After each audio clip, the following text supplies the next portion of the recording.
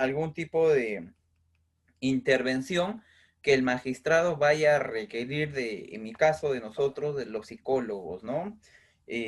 Vamos a dar una pequeña introducción, vamos a enmarcar paso a paso, punto a punto, les he traído unos casitos para poder ir analizando. Y si tú trabajas en el Estado, eres psicólogo de medicina legal, del Centro de Emergencia Mujer, de la policía o del Poder Judicial, tener en cuenta ciertos parámetros al momento de poder quizás contestar, al momento de poder intervenir cuando un magistrado, un abogado, un fiscal te tenga que preguntar. Ojo, por favor, siempre les voy a repetir, siempre lo siempre es, nunca lo tomen personal, algo que vayamos a hablar aquí. Todo es netamente académico, yo te voy a hablar desde mi perspectiva, desde mi experticia como perito de parte. Desde ese aspecto voy a enmarcarte, ¿sí? Para poder compartir y no fallar al momento de que nos puedan preguntar, al momento de que algún magistrado o algún abogado, algún fiscal nos quiera preguntar, nosotros no divagar. Por eso vamos a entablar esto con casos y también cierta cuestión teórica que debemos de conocer y debemos de tener en cuenta al momento de poder dirigirnos a nuestros magistrados. Recuerden, es el psicólogo quien va a ingresar, es el psicólogo que va a compartir dentro de un escenario. En la actualidad, vía virtual. Justo en la tarde, a la 1 aproximadamente, tenía una audiencia de un casito de Trujillo que hice. Y vamos a contar la experiencia y vamos a enmarcar ciertas características, ¿sí? Permítanme un ratito, solo estoy compartiendo para poder llegar a muchas más personas y que los conocimientos se puedan, pues, extender, podamos llegar a muchos más. Bueno, vamos a empezar netamente, les mencionaba, hoy día vamos a hablar acerca del debate pericial, cómo se viene realizando hoy por hoy el debate pericial y vamos a tener en cuenta ciertas consideraciones.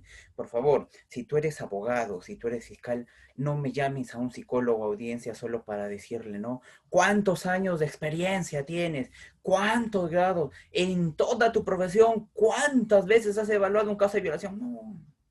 Ya eso, si preguntas eso es porque todavía no te has familiarizado con el contenido, con el contexto, con el concepto de ciertos términos que sí o sí tienen que estar plasmados, como una afectación psicológica, como un daño psíquico, como una reacción ansiosa, como perfiles de personalidad, como perfiles psicosexuales. Es ahí donde tenemos nosotros que preguntar, escarbar, analizar, generar información necesaria. ¿Por qué? Porque nosotros vamos a trabajar con la objetividad del caso y nuestro magistrado requiere y necesita saber si el procedimiento que se ha seguido ha sido desde un punto científico, ha sido desde un punto técnico y ha sido desde un punto artístico. Entonces, debemos de tener en consideración ciertas características, ¿sí? A ver, vamos a iniciar, permítanme compartir, bueno, antes de compartir vamos a dar un pequeño preámbulo. Recordemos que la psicología como tal es una ciencia. Por ser una ciencia, tiene un objeto de estudio y ese objeto de estudio es la conducta y o comportamiento del ser humano. Entonces, si nosotros vamos a partir de esta premisa, nosotros vamos a evidenciar ciertas características, ciertos rasgos, ciertos síntomas, ciertos signos, ciertos diagnósticos clínicos y forenses al momento de nosotros como psicólogos poder intervenir, poder analizar, poder generar una evaluación objetiva a cualquier persona que esté inmerso dentro de un proceso penal. Puede ser a las presuntas víctimas, puede ser al presunto agresor, puede ser algún testigo, y es ahí el psicólogo del Estado, el perito oficial, quien se va a encargar de poder intervenir, de poder ejecutar este tipo de labor de una manera objetiva. Artículo 172 del Código de Procedimientos Penales.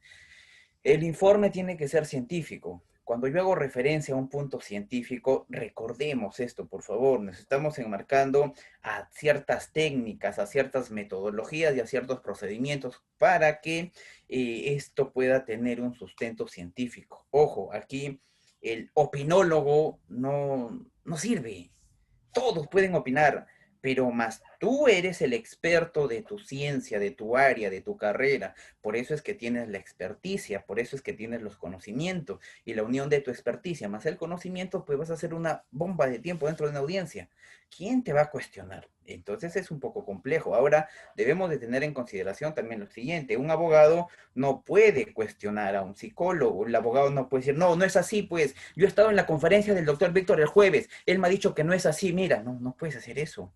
Ten en cuenta esto. Perito cuestiona perito. Entonces tendrías que contratar a tu perito de parte. ¿Para qué? Para poder quitar credibilidad, para que quitar este valor objetivo al informe psicológico de nuestros profesionales del Estado. Eso es lo que nosotros tenemos que hacer. Eso es mi trabajo de mi calidad de perito de parte. Entonces, vamos a ir analizando ciertos procedimientos. Yo quiero que el día de hoy tú me puedas distinguir estos dos procedimientos, que es muy importante, porque tú como abogado empieza preguntando lo siguiente. Más allá de que le puedas preguntar cuántos años de experiencia tiene algún grado, o cuántas personas en su vida ha evaluado en casos de violación, que personalmente no van al caso, al tema. Mi pregúntame es por qué llegué a esa conclusión, qué hice, cómo llegué, cuál fue el procedimiento, cuál fue mis instrumentos, cuál fue la metodología, qué criterios utilicé, qué manuales utilicé. Eso tienes que preguntarme.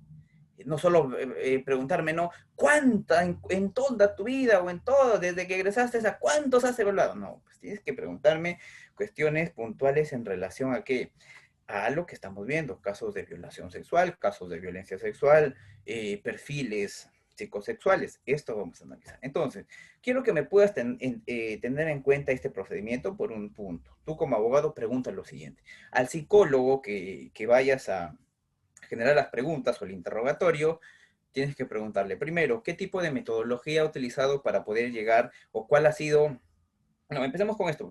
¿Cuál ha sido el procedimiento? El procedimiento que ha utilizado el profesional para poder llegar a la conclusión como tal. Ya, entonces, primer punto, si tú eres psicólogo, apunta, por favor. Eso no está en las diapositivas, ¿ah? Cuando yo te hago referencia a un procedimiento, vamos a hablar de los pasos, de las secuencias, de los sucesos que nosotros hemos tenido en cuenta al momento de poder ejecutar nuestro informe, también denominado dictamen pericial. En este caso, vamos a hacer una diferenciación bien, pero bien sigilosa en el ámbito clínico y en el ámbito forense. ¿Por qué? Porque ahorita te voy a mostrar un caso y te vas a dar cuenta dónde usualmente se suele fallar y cómo es que el abogado va a tener que preguntar. Cuando yo voy a audiencia, yo agarro una hoja y acá está, por ejemplo, acá está, permítame.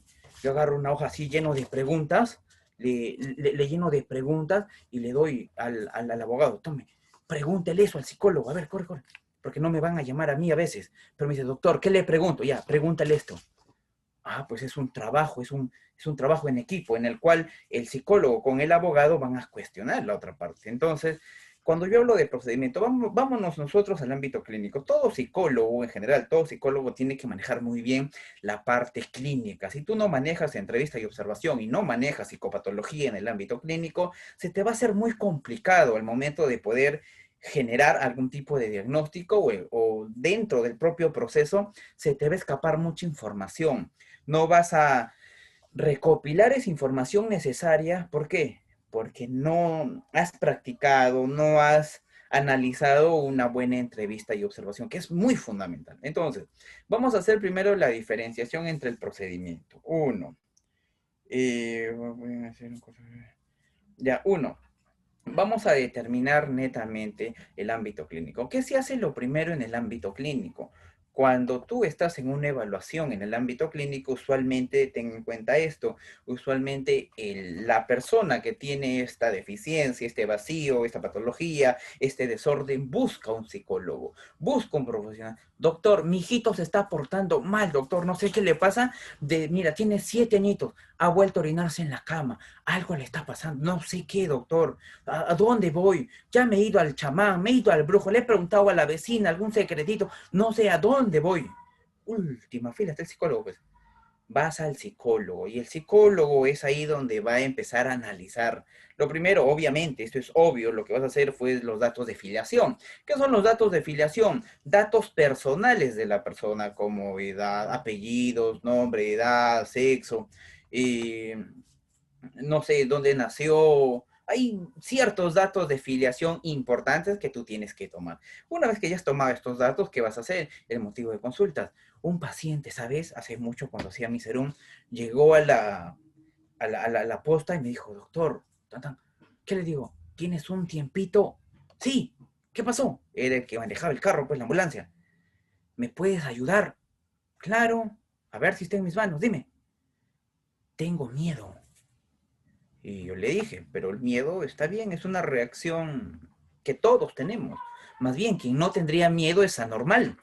Pero yo tengo mucho miedo. Siento que me va a pasar algo. Ayúdeme. Miren, su motivo de consulta, ¿qué fue? Tengo miedo. Su motivo de consulta.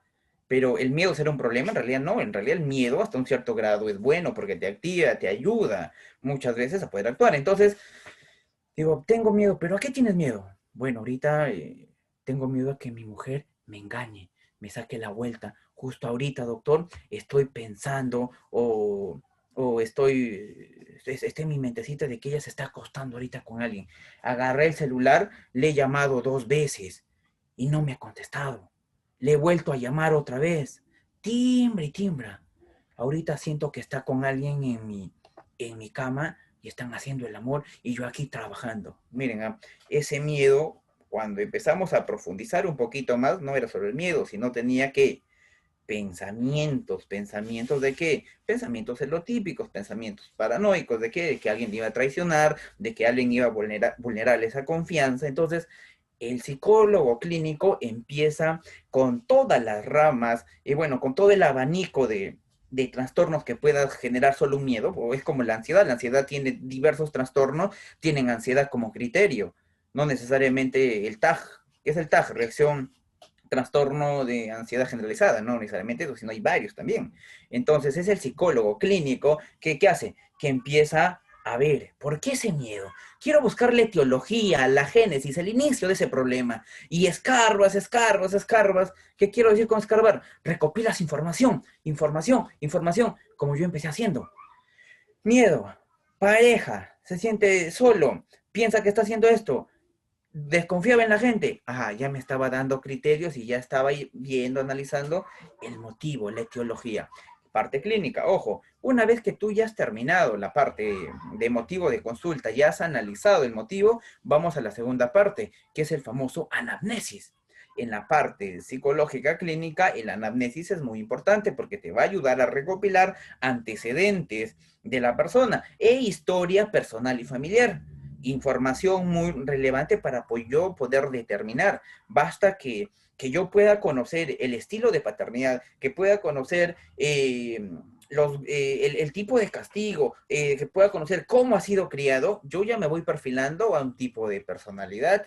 ¿Por qué? Porque es la simiente de las personalidades. ¿Cuál? El estilo de paternidad, el estilo de cómo tus padres te han ido criando. Entonces, esto de la anamnesis es muy importante. Y el psicólogo, una vez que ya hizo el motivo de consulta, pasa a la anamnesis. Una vez que ya acabó la anamnesis, ¿qué hace?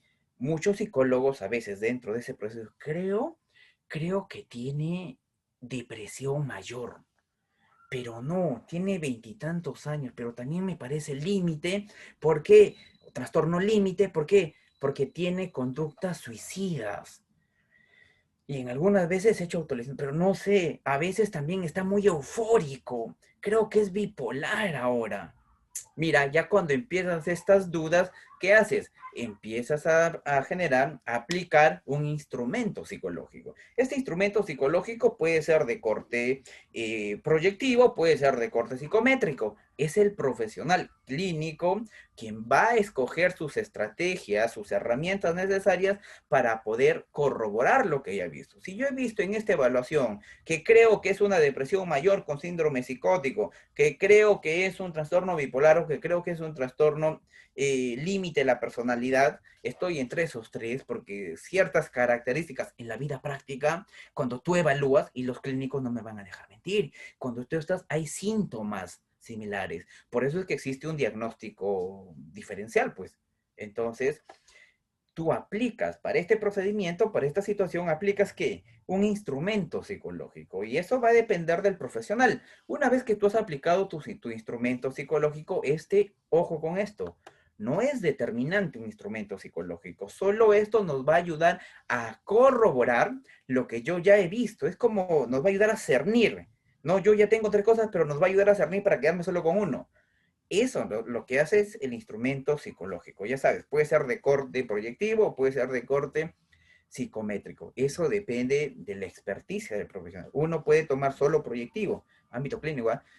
Otro puede tomar solo psicométrico, ámbito clínico. Está bien. Y una vez que ha acabado esto, el profesional se encierra en su oficina y empieza a analizar todo. Instrumento y relato, instrumento y relato, instrumento y motivo de consulta, instrumento y anamnesis. Empieza a generar todo un análisis. ¿Para qué? Para poder tener un diagnóstico. A este diagnóstico, pues vamos a llamar diagnóstico clínico, ¿no? Puede ser, pues, un trastorno de personalidad, un trastorno depresivo, un trastorno bipolar, trastorno de sustancias, cualquier tipo de trastorno. ¿Está bien? Eso es el proceso. ¿Por qué te estoy explicando esto? Porque a partir de esto va a salir el procedimiento del ámbito forense. Cuando estoy en audiencia, cuando aquel abogado que me contrata, yo le digo, señor abogado, pregúntele al perito de oficio qué procedimiento ha seguido, cuáles han sido las cláusulas, cuáles han sido los pasos que éste ha seguido para poder determinar una afectación, para poderme determinar una reacción o para no determinarme nada. Hay informes que dicen que no presenta nada, está bien. Entonces, tú como fiscal, como magistrado, tienes que preguntar eso y ya sabes cuáles son los pasos. Por eso tienes que estar apuntando. Ahora, eso es el ámbito clínico, ¿ah? Tienes tu diagnóstico y terminas con tu plan de intervención. Eso ya lo haces tú desde el enfoque que a ti te gusta, que conoces, que manejas, si eres ecléctico o te perfilas a una de ellas. Ahora, en la parte clínica, el paciente va a ti, te busca, te paga. ¿Cuánto está una sesión? Los que yo conozco, mis colegas, más o menos entre 150 o 200. Ya, vámonos a la parte forense. En la parte forense, lo primero que tenemos que tener en cuenta es que una persona viene obligada por un proceso penal. Y hasta el momento de hoy nunca he visto a una persona que quiera ir por voluntad propia a pasar una evaluación, a pasar, ir a una comisaría, estar en una cámara GESEL, con la psicóloga. No he visto que haya querido pasar. Entonces, aquí tienes un detalle, que la persona posiblemente pueda generar una simulación o una sobresimulación o una disimulación. Eso, ahí está el profesional de experticia para poder determinar esto. Pero vayámonos al procedimiento. ¿Qué hacemos en la parte forense? Lo primero que hacemos es también el motivo de consulta. ¿Por qué está aquí Anita Meneses? ¿Qué ha pasado, Anita Meneses? ¿Por qué está aquí Carmen Ruiz? ¿Qué ha pasado, Carmen Ruiz? ¿Por qué está aquí Gisela Aguilar Bermúdez? ¿Qué ha pasado? A ver, cuéntame. Y tú me vas a decir, doctor, el día de ayer mi pareja, mi marido, mi esposo vino, me pegó, me empiezas a contar todo eso. Primer punto, primer paso, ¿cuál es? Motivo de consulta. Te estoy dando las puntuales, ¿ah? Tú como abogado pregunta, ¿cuál es el procedimiento que has utilizado? Tú como psicólogo responde, el primer procedimiento que he utilizado es generar, recopilar información del motivo de consulta para poder determinar y poder saber por qué la persona ha sido denunciada o está denunciando. Bueno, eso ya tú sabes a cuál de los dos has evaluado. Una vez que ya has hecho este procedimiento, pasamos al otro. Anamnesis, pero ¿sabes? Aquí te voy a dar un plus. En la parte forense ya no se llama anamnesis, eso queda en la parte clínica. Aquí lo vamos a llamar historia psicobiográfica. Más técnico, ¿no? Más bonito, ¿no? Ya sabes. Historia psicobiográfica. Ese es el segundo paso. Dentro de la historia psicobiográfica vamos a recopilar información relevante e importante de la persona. No vamos a ser muy objetivos, pero no, vamos a tener que recopilar información de las áreas que nosotros creamos importantes. Si estoy evaluando un caso de violación sexual y estoy evaluando al presunto agresor, ¿qué área será la más importante? ¿No es el área psicosexual?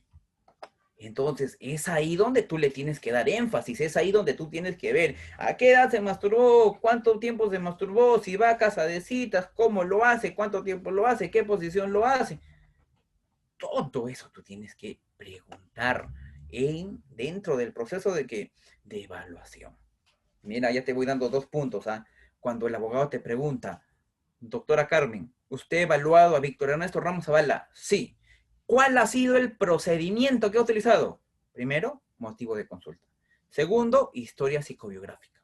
Tercero, vamos al tercero, aplicación de los instrumentos psicológicos. Ojo con eso. Tercer paso, aplicación de los instrumentos psicológicos. Cuando yo te hago referencia de la aplicación de los instrumentos psicológicos, debemos de tener en consideración lo siguiente. Yo te había mencionado que en la parte clínica el profesional puede usar solo proyectiva o puede utilizar solo psicométrica. Eso depende. Nadie fiscaliza, nadie dice por qué has utilizado esto. Nadie te dice o nadie te va a cuestionar, parte clínica. Pero en la vía forense, el Código de Procedimientos Penales, artículo 172, ojito con esto, te marca lo siguiente, que tiene que ser tu informe científico. Cuando yo te hablo de científico, has aplicado ¿qué? Un método científico para recopilar y analizar tu objeto de estudio. ¿Y cuál es tu objeto de estudio? La persona, el comportamiento de la persona. Entonces, para aplicar, analizar, tú has tenido que aplicar un método. Ya te voy a explicar de los métodos. Espera. Ya, entonces, pero estamos aquí. Te dice el Código Procesal Penal, ciencia técnica. Aquí ingresan los instrumentos. ¿Saben? El abogado, el magistrado, perdón, el fiscal, para tener su estudio de caso, empieza a recopilar medios probatorios, ¿ya? Empieza a recopilar medios probatorios, videos, chats, fotos, grabaciones, audios, certificado médico legal, informe psicológico. Es un medio probatorio, ¿no? Así como el abogado busca sus medios probatorios, tú como psicólogo tienes que tener tus medios probatorios. Si no, ¿cómo me vas a demostrar tu afectación psicológica? ¿Qué? ¿Solo porque lo dices tú va a tener afectación psicológica? Por favor, ese es un punto objetivo. Así como el abogado tiene que sustentar, tiene que hacer sus escritos, se tiene que madrugar, no tiene que dejar a la esposa, a la novia y estar ahí, o al esposo ahí, y estar haciendo sus escritos para sustentar su caso, es lo mismo el psicólogo. Para esto tú tienes que utilizar medios probatorios. ¿Y cuál es el medio probatorio del psicólogo? Los instrumentos psicológicos. No te estoy diciendo que es determinante, no te estoy diciendo que determina, te estoy diciendo que es un medio probatorio para lo que tú has visto en tu entrevista y observación. Lo que tú has analizado en tu entrevista y observación, lo vas a sustentar, lo vas a dar soporte con la parte técnica. ¿Cuál es? Tus instrumentos psicológicos. Ahora te das cuenta cuán importante es para nosotros como psicólogos poder aplicar instrumentos psicológicos y por favor, con todo el respeto del mundo, deja de estar solo aplicándome dibujitos. ¿Te das cuenta? Pero tú me puedes decir, ay, usted raja y raja, claro. ¿Usted no sabe que un instrumento proyectivo nos puede dar rica información? Claro, te puede dar rica información para la parte clínica, pero para la vía forense se requiere mucha objetividad. Y esa objetividad solo lo vas a conseguir utilizando instrumentos psicométricos. Eso es el detalle. No es que yo te esté rajando, yo no digo que no sirva, sí sirve, pero para algunas áreas se requiere mucho más rigor. Y más aún dentro de las ciencias forenses, más aún en la parte de la psicología forense, más aún, ¿por un caso le vas a meter preso 25 años a alguien? ¿Por unos dibujitos? Ahí está. Entonces, ya nuestro tercer punto, y la aplicación de instrumentos psicológicos. Ya tú sabes, vas a aplicar instrumentos psicométricos e instrumentos proyectivos. Aplica los dos. Si gustas solo psicométricos, pero nunca me apliques solo proyectivos. Aquí va a haber un pequeño, ahorita cuando estemos viendo los casos, te voy a explicar por qué no tienes que hacer eso, o cuál es el detallito. O sea, de poder hacerlo, hazlo.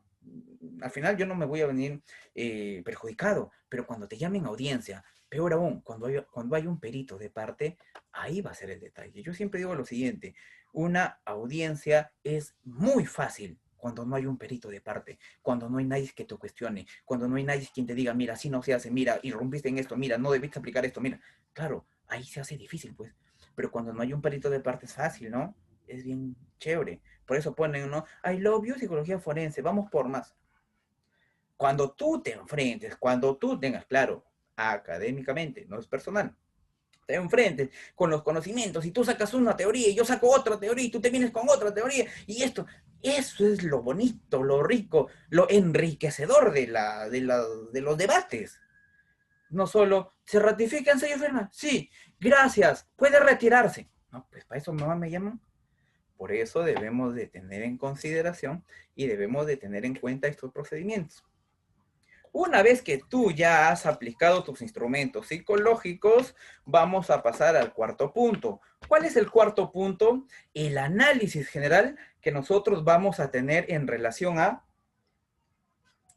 todo para poder determinar un diagnóstico. Entonces, terminamos con este primer punto. Cuando el abogado, perdón, tú como abogado pregunta, doctor, doctora, psicólogo, psicóloga, licenciado, licenciada, ¿cuál ha sido el procedimiento que has utilizado? Ya sabes, tu psicólogo, psicólogo, ya sabes qué responder. Primer punto. Vamos por el segundo punto, pero ahora sí vamos con los materiales que nos van a ayudar mucho y voy a ir explicándoles punto a punto. Siempre les he mencionado que lo que yo les voy a explicar, lo que vamos a hacer el día de hoy van a ser con casos reales. Por ética, y a la verdad que yo no estoy en contra de nadie, pero voy a mostrar informes psicológicos, claro, teniendo el respeto correspondiente a la presunta persona que la han evaluado, ya sea presunto agresor o víctima, y a la persona que ha ejecutado. ¿Para qué? Para solo analizar qué es lo que deberíamos y no deberíamos hacer. No hay informes solo mal hechos, hay informes bien hechos. Entonces, a eso es lo que nosotros debemos de apuntar. ¿Para qué? Para cuando estemos en un debate pericial, para que cuando estemos en una ratificación, cuando estemos aquí, bueno, ahora que es pues por Meet, estemos delante de nuestro magistrado, sepamos qué decir.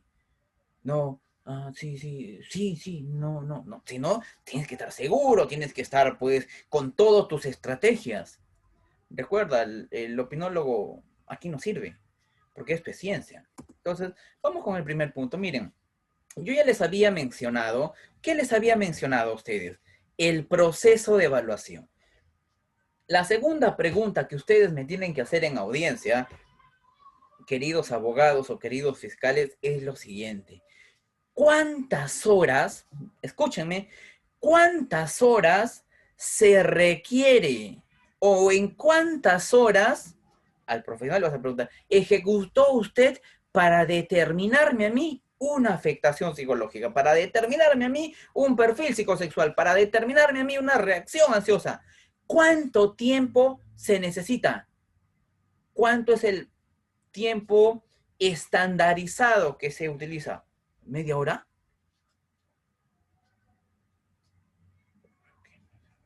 Miren, acá hay una pregunta interesante, voy a responder.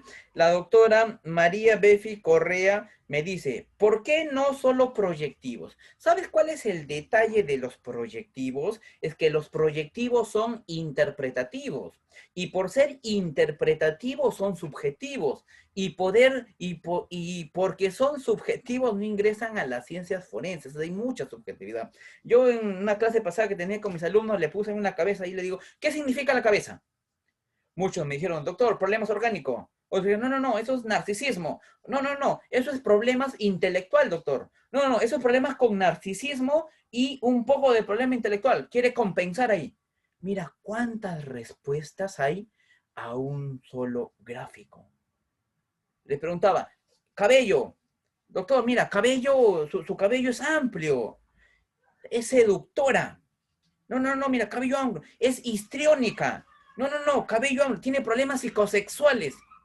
Mira cuántas respuestas hay por un solo estímulo. Te das cuenta que es muy subjetivo poder yo determinar con un simple dibujo una afectación psicológica, pero aunque no lo creas, ya. Y aunque no lo creas, hasta el día de hoy lo siguen haciendo. No sé cómo sustentarán después, pero ya tú como abogado sabes qué hacer, ¿no? Le vas a decir, doctora, una consulta, ¿los tres proyectivos son interpretativos? ¿Sí o no? Ahí está, interrogatorio. ¿Sí o no? Sí, muy bien. Y por ser interpretativos, son subjetivos, ¿sí o no? Sí, pero, no, no, no, yo no le preguntaba el pero, solo dígame sí o no.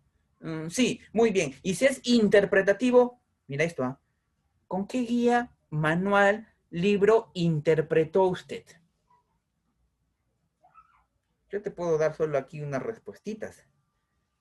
Con la guía europea, ¿Con la guía americana? ¿Con la guía de la autora de Karen McCover? ¿O con la guía actualizada del 2010? ¿Con cuál de todas ellas? ¿Te das cuenta que es subjetivo? Por eso, Doma, te puedes resbalar en audiencia. Por eso cuando yo trabajo con un abogado de mi experiencia como perito de parte, le doy todas. Es como un examen, ¿no? Te doy todas las respuestas ya, te doy las fijas. Al toque, Doma. Y ya cuando me llames a mí, pregúntame lo mismo. Y hazme la comparación ahí ante el magistrado. Ah, ¿te das cuenta?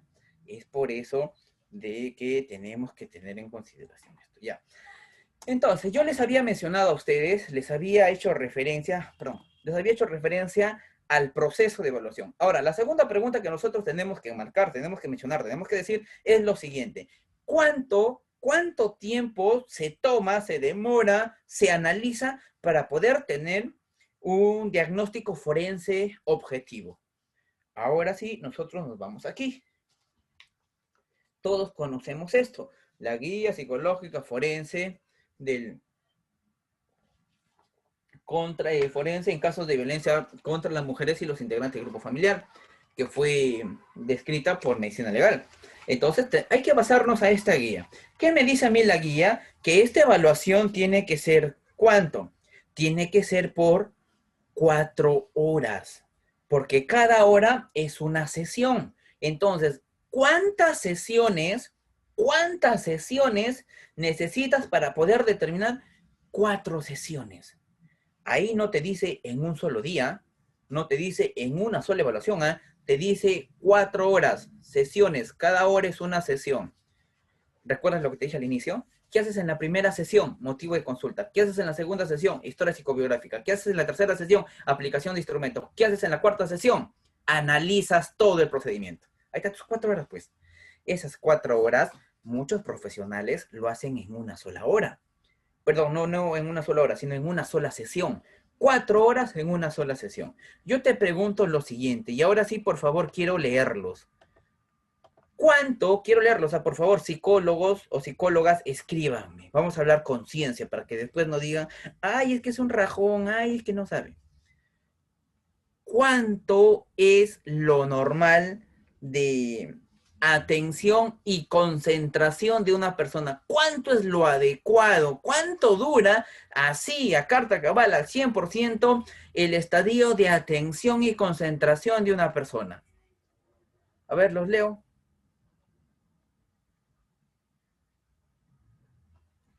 ¿No hay nadie?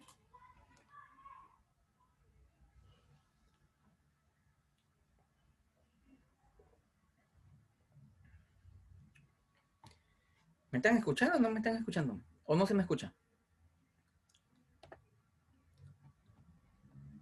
O creo que todos son abogados. A ver, vamos a ver por aquí si ahí se encuentra un colega psicólogo. Jorge. Nadie me quiere responder, nadie me quiere ayudar, por favor. A ver, permítame. Pachi Valentín. Ya, nadie me quiere, ya está. Ya. Minutos de concentración o dependiendo, si es interesante. Ya. Miren, ahí está. Gracias, doctora Manuela. Gracias, doctora Mónica. Ya empezamos con la respuesta. Sí, es que en realidad hay que participar, hay que socarnos. No solo estén, yo la verdad, con todo el respeto del mundo, nunca se vayan a un curso solo por un certificado. Yo conozco a personas que su CV es así. Curso acá, pero su cabecita es así, no tiene nada. Pero también conozco a personas que su CV es así, una hojita, pero su cabeza es toda una biblioteca. Así que muchas veces el certificado después te engañan. Así que tienes que estar aquí por atender, pues, para aprender, para debatir, para que después no me digan, ay, eres un rajón, ay, no. Entonces, ya, por ejemplo, miren, doctora Mónica, de 10 a 20 minutos, doctora Gisela, 30 minutos, por internet, doctora Helen, 45, doctora Rosa, media, una hora. Solo quiero que te des cuenta de eso. Todos ustedes me están enmarcando dentro de un lapso de menos de una hora que dura la atención y concentración. Imagínate tú 4 horas sentado en una oficina con una persona que ha sido violentada físicamente, psicológicamente, que ha sido violentada sexualmente. ¿no estarás generando subjetividad ya en tu informe? ¿Sí o no? Lo segundo, no hay que hablar de la evaluada, hablemos del evaluador. Doctor, no es tu primera evaluada, es tu tercera. ¿Cómo está en ti? ¿Cómo estás tú con tu atención y concentración? ¿No estás así un poco cansado diciendo, a ver, ya cuéntame, ¿qué te pasó? Ah, ¿hay algo más? ¿Ya acabaste? Ya, ya, gracias. Ya vienes la siguiente, ¿ya? ¿No estás así? Ah, entonces, ¿cuánto tiempo nos tiene que durar? Miren, te muestro esto por lo siguiente. Algo muy interesante que hizo esta psicóloga de medicina legal, que puso evaluación psicológica en 3 sesiones. Uno, 22 de diciembre del 2018. Otro, 2 de enero del 2019. Bueno, aquí se confundió, no puso el 8. Puede haber sido copy y pega, ¿no? Pues no le voy a cuestionar por eso, pues no le voy a decir, o sea, ya sería muy bajo. Y el otro, 4 del 1 del 19. Mira, en 3 sesiones. ¿Qué hizo ella? Volvió objetivo su informe psicológico. Lo hizo de subjetivo, de algo que quizás pude haberla cuestionado, de algo que quizás decirle, mira, no has analizado tú, doctora, las funciones mentales de la persona, no funcionan sus funciones cognitivas de atención, concentración, lenguaje, memoria, no te has dado cuenta que pueden estar alterados por el proceso de cansancio. Más aún, está preocupada. Más aún, tiene una afectación porque el marido le quiere sacar el ancho.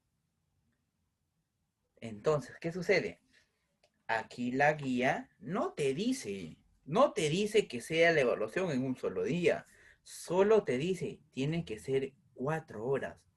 Aquí está la experticia, la capacidad, la práctica, la técnica del profesional para poder mover esas horas. Vente mañana continuamos.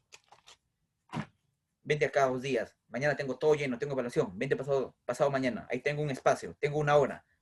¿Te vas dando cuenta? Pero ¿qué pasa si tú me pones una sola hora? Aquí vamos a lo siguiente. Por ejemplo, aquí en 20 minutos, depende de la situación del caso. Mira, ahí, pero todos, nadie me ha dicho más de 1 hora, miren. Entonces, una atención y concentración dura dentro de ese lapso. Vayamos a lo siguiente. Entonces, ya tú sabes, querido magistrado, abogado fiscal, qué es lo que vas a preguntar. ¿Cuántas o en cuántas horas usted ha evaluado? Si te dice que solo en una sesión, ya tú sabes qué es lo que vas. Señor magistrado, por favor, que quede en consideración, que quede plasmado que ha evaluado solo en una sesión, ¿ah? No ha medido el cansancio de mi patrocinado, no ha visto lo agitado que estaba. Ya está, tú solo estás dando hincapié a eso, ¿ah? Ten en cuenta eso entonces. Consejo para los del Estado, evalúen en más sesiones, como mínimo 2. Te vas a librar de que alguien te cuestione por eso. Es que eso es audiencia. Audiencia solo no es para ir a vernos la cara, tomarnos la fotito y después pegarlo a Facebook. Ayer estuve en audiencia, sí, a ganar. No, eso no es la audiencia. La audiencia es así, empezar a debatir con todo esto. Entonces ya te voy dando 2. Tercero, nosotros hablamos, ven la foto de aquí abajo, ¿qué dice? Relato. Se recepciona el oficio número ta, ta, ta, ta. ¿Qué es lo que dice a mí? Aquí, perdón, dice, eh, ¿dónde se solicita realizar evaluación psicológica a la persona que se indica en la condición de ser presunta víctima de violencia familiar en la modalidad de violencia física y psicológica e incumplimiento de medidas de protección? Mira, solo esta partecita, vuelvo a repetir, donde se solicita evaluación psicológica a la persona que se indica en la condición de ser presunta víctima de violencia familiar en la modalidad de violencia física y psicológica e incumplimiento de medidas de protección. Segunda pregunta que te voy a hacer el día de hoy. ¿Qué implica, qué implica una evaluación psicológica? Acá dice bien claro, evaluación psicológica, esto está en su relato, eso está en su informe.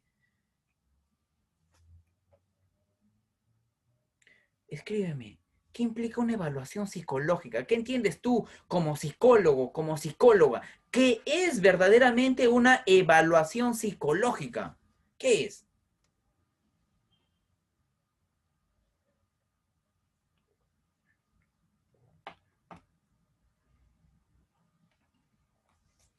Escriban, los escucho, perdón, los leo. Ya voy a ir explicando. ¿Recuerdas que yo te había mencionado que en la parte clínica es es el psicólogo clínico quien empieza a evaluar todas las áreas para poder ver el problema, para poder distinguir, y el clínico no se sectoriza, el clínico no dice, solo voy a evaluar esto, no, porque él tiene que hacer una evaluación global para poder determinar las falencias, los vacíos, los problemas de la persona. Y una vez que ha analizado de manera global, ya empieza a hacer su eh, plan de intervención. Pero en la parte forense no funciona así. Si más no recuerdo, artículo 174 del Código de Procedimientos Penales. Todo se enmarcará a un oficio en el cual es requerimiento. ¿De qué? De nuestros magistrados. Por ejemplo, aquí, es una evaluación de todas las áreas, me dice la doctora Mónica. La doctora Jessica, la anamnesis, no doctorita, no es la anamnesis. Analizar el estado de salud mental. Significa una evaluación psicológica, poder analizar todas las áreas de la vida de la persona, analizar área de personalidad, analizar área de inteligencia, analizar área de organicidad, analizar área de las funciones cognitivas, analizar área de emociones. Mira cuántas áreas tenemos que analizar. Y eso es lo que está pidiendo el magistrado. O me está pidiendo afectación psicológica. A ver, ¿en qué parte dice afectación psicológica?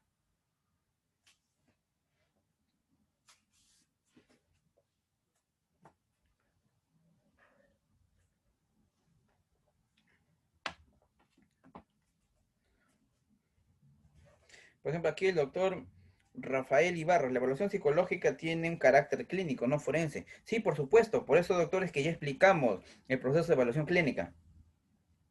La entrevista, aplicación de pruebas y resultados. La entrevista es una técnica, no es el procedimiento, porque la entrevista lo vas a dar, doctor Raúl Celeste, desde el inicio a fin. Estamos hablando del procedimiento.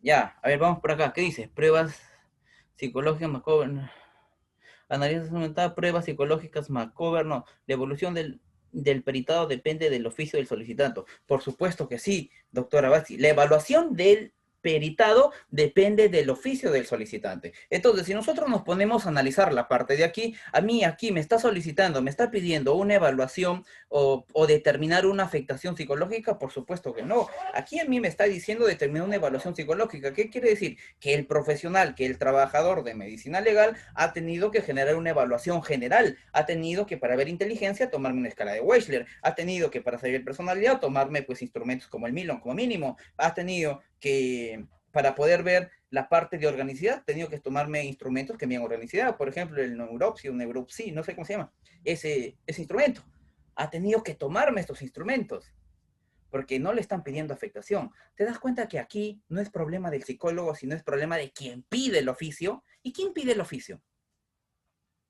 Entonces, nuestros queridos magistrados, fiscales, abogados, policías, tengamos en conocimiento o en consideración qué estás solicitando tú de una evaluación forense. Porque a diferencia de la evaluación clínica, que es amplia, que puedes abarcar, puedes, por cuestiones de tiempo, también poder determinar diversas áreas en la vía forense. No, porque nosotros corremos contra el tiempo, porque nosotros estamos dentro de un proceso en el cual tienen que cumplirse a ciertos plazos.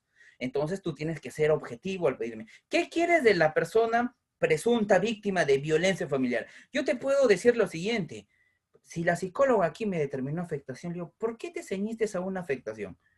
El magistrado no habrá querido decir, determinar el perfil de personalidad para ver si es proclive a ser víctima, o determinar su coeficiente intelectual para ver si ha tenido la capacidad, quizás, no sé, de defenderse, de actuar. Te das cuenta cómo empiezan estos cuestionamientos. Por eso es que en audiencia, por eso es que cuando se genera un debate pericial, funciona todo. Te van a cuestionar de todo. Y es ahí donde tú tienes que tener en consideración, se evalúa que se pide fiscal de cuatro oficios. Sí, sí, por supuesto. Tú tienes que tener en consideración estos procedimientos. Entonces tú no me vuelves, y si tú agarras, o si un fiscal, o un policía, un magistrado viene con un oficio, por tu bien o por el caso, dile, cámbiame, por favor, ¿qué es lo que deseas de esta persona? Afectación, daño, reacción, perfil, ¿qué es lo que busca? Ahí recién te vas a ir enmarcando, vas a ir analizando y vas a ir perfilando qué es lo que tú vas a escarbar, vas a buscar conseguir de qué? de tu proceso de evaluación. Segundo, les había hablado yo de los instrumentos psicológicos.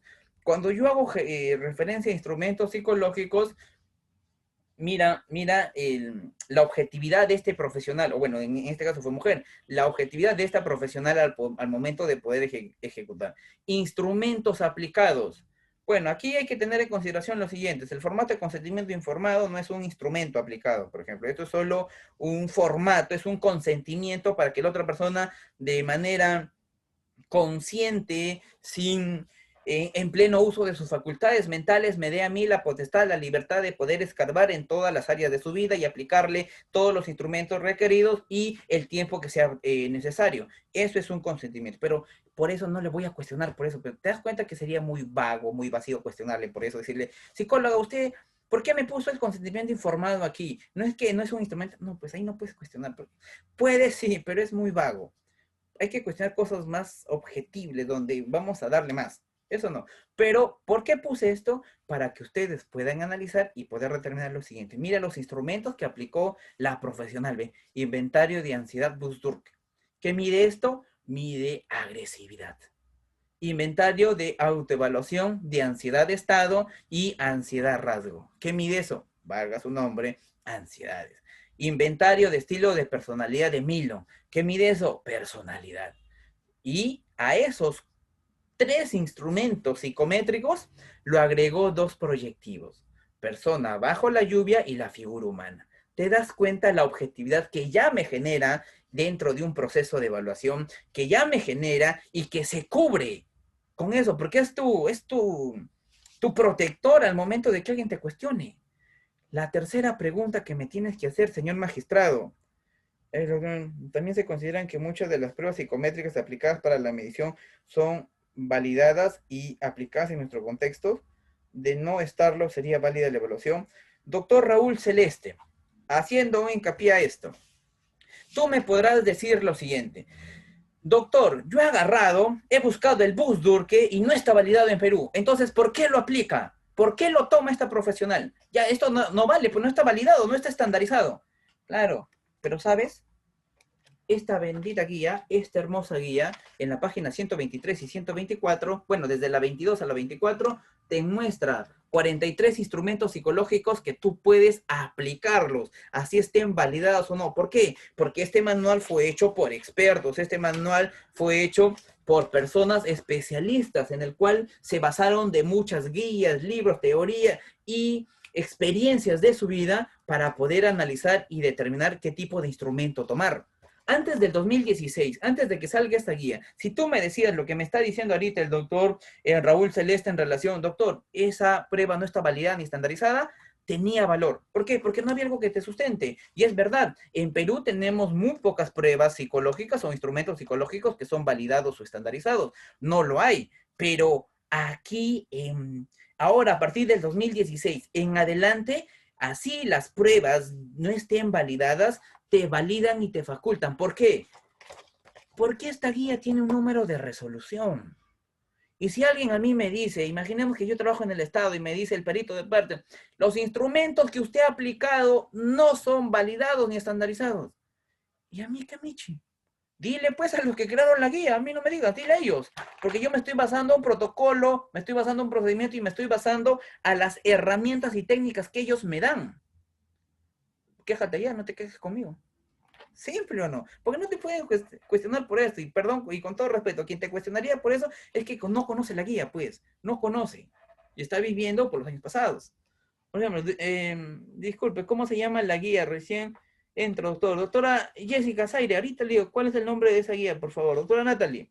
Se llama Guía de Evaluación Psicológica Forense en casos de violencia contra las mujeres y los integrantes del grupo familiar. Puedes encontrarlo esto en internet, pones en Google guías de medicina legal, y si no lo encuentras, con todo y lo mayor de los gustos, puedes escribirme a mi página o a mi Facebook y yo te los envío.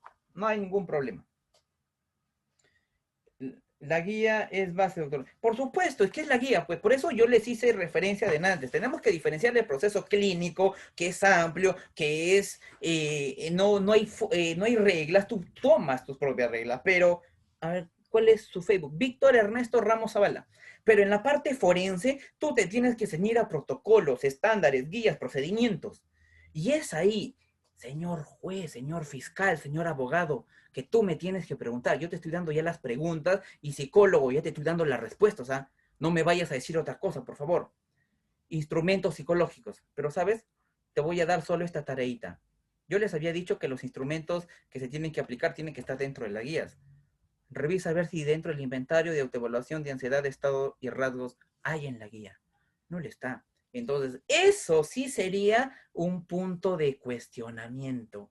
Eso sí sería un punto de análisis y de debate para poder determinar cuál ha sido pues la visión, cuál ha sido el objetivo de aplicar un instrumento que no esté en base a la guía, habiendo instrumentos similares que midan ansiedad, como por ejemplo el Zoom. Ah, entonces ya tú te vas dando cuenta ahí qué es lo que tenemos que hacer. Siguiente. A ver, permítame. Segunda pregunta, señor magistrado, señor fiscal, juez, abogado, que tenemos que preguntar es, ya hemos preguntado sobre el proceso, ya hemos preguntado, ojo, ¿es una guía? Sí, por supuesto, es que también tenemos que ceñirnos a la guía. Si no nos ceñimos a la guía, imagínate, si no hubiese esta guía, cada profesional haría su estructura a lo que quisiera y sería válido.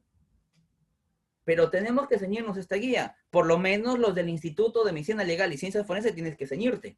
Porque si tú no te ciñes a esto, yo te voy a decir, doctora Basti Maquita, entonces por las puras existe una guía, por las puras como 30 peritos entre fiscales, abogados y guías se sentaron para hacer esto. ¿Por qué no se ciñe entonces? Es como que por algo existe el Código de Procedimientos Penales. ¿Para qué? Para que te enseñe, para que te guíe, para que veas cuál es el procedimiento. Si no, ¿para qué existe? ¿De adorno? No, pues. Si existe una guía es para ceñirse esa guía. Si no, ¿para cuál es el objetivo de la guía? ¿Para qué lo crean? ¿Solo por marketing? No. Es para que tú lo apliques. Y más aún, si tú trabajas en medicina legal, con mucha más razón tienes que aplicar tu guía. Y si tú me puedes decir, no quiero, pero doctor, no lo hago. No lo hagas. En audiencia te van a cuestionar, no yo. El abogado te va, el otro perito de parte, o alguien te va a poder cuestionar. Por algo existen criterios profesionales. Me enseño en la guía, pero no puedo usar sin criterio.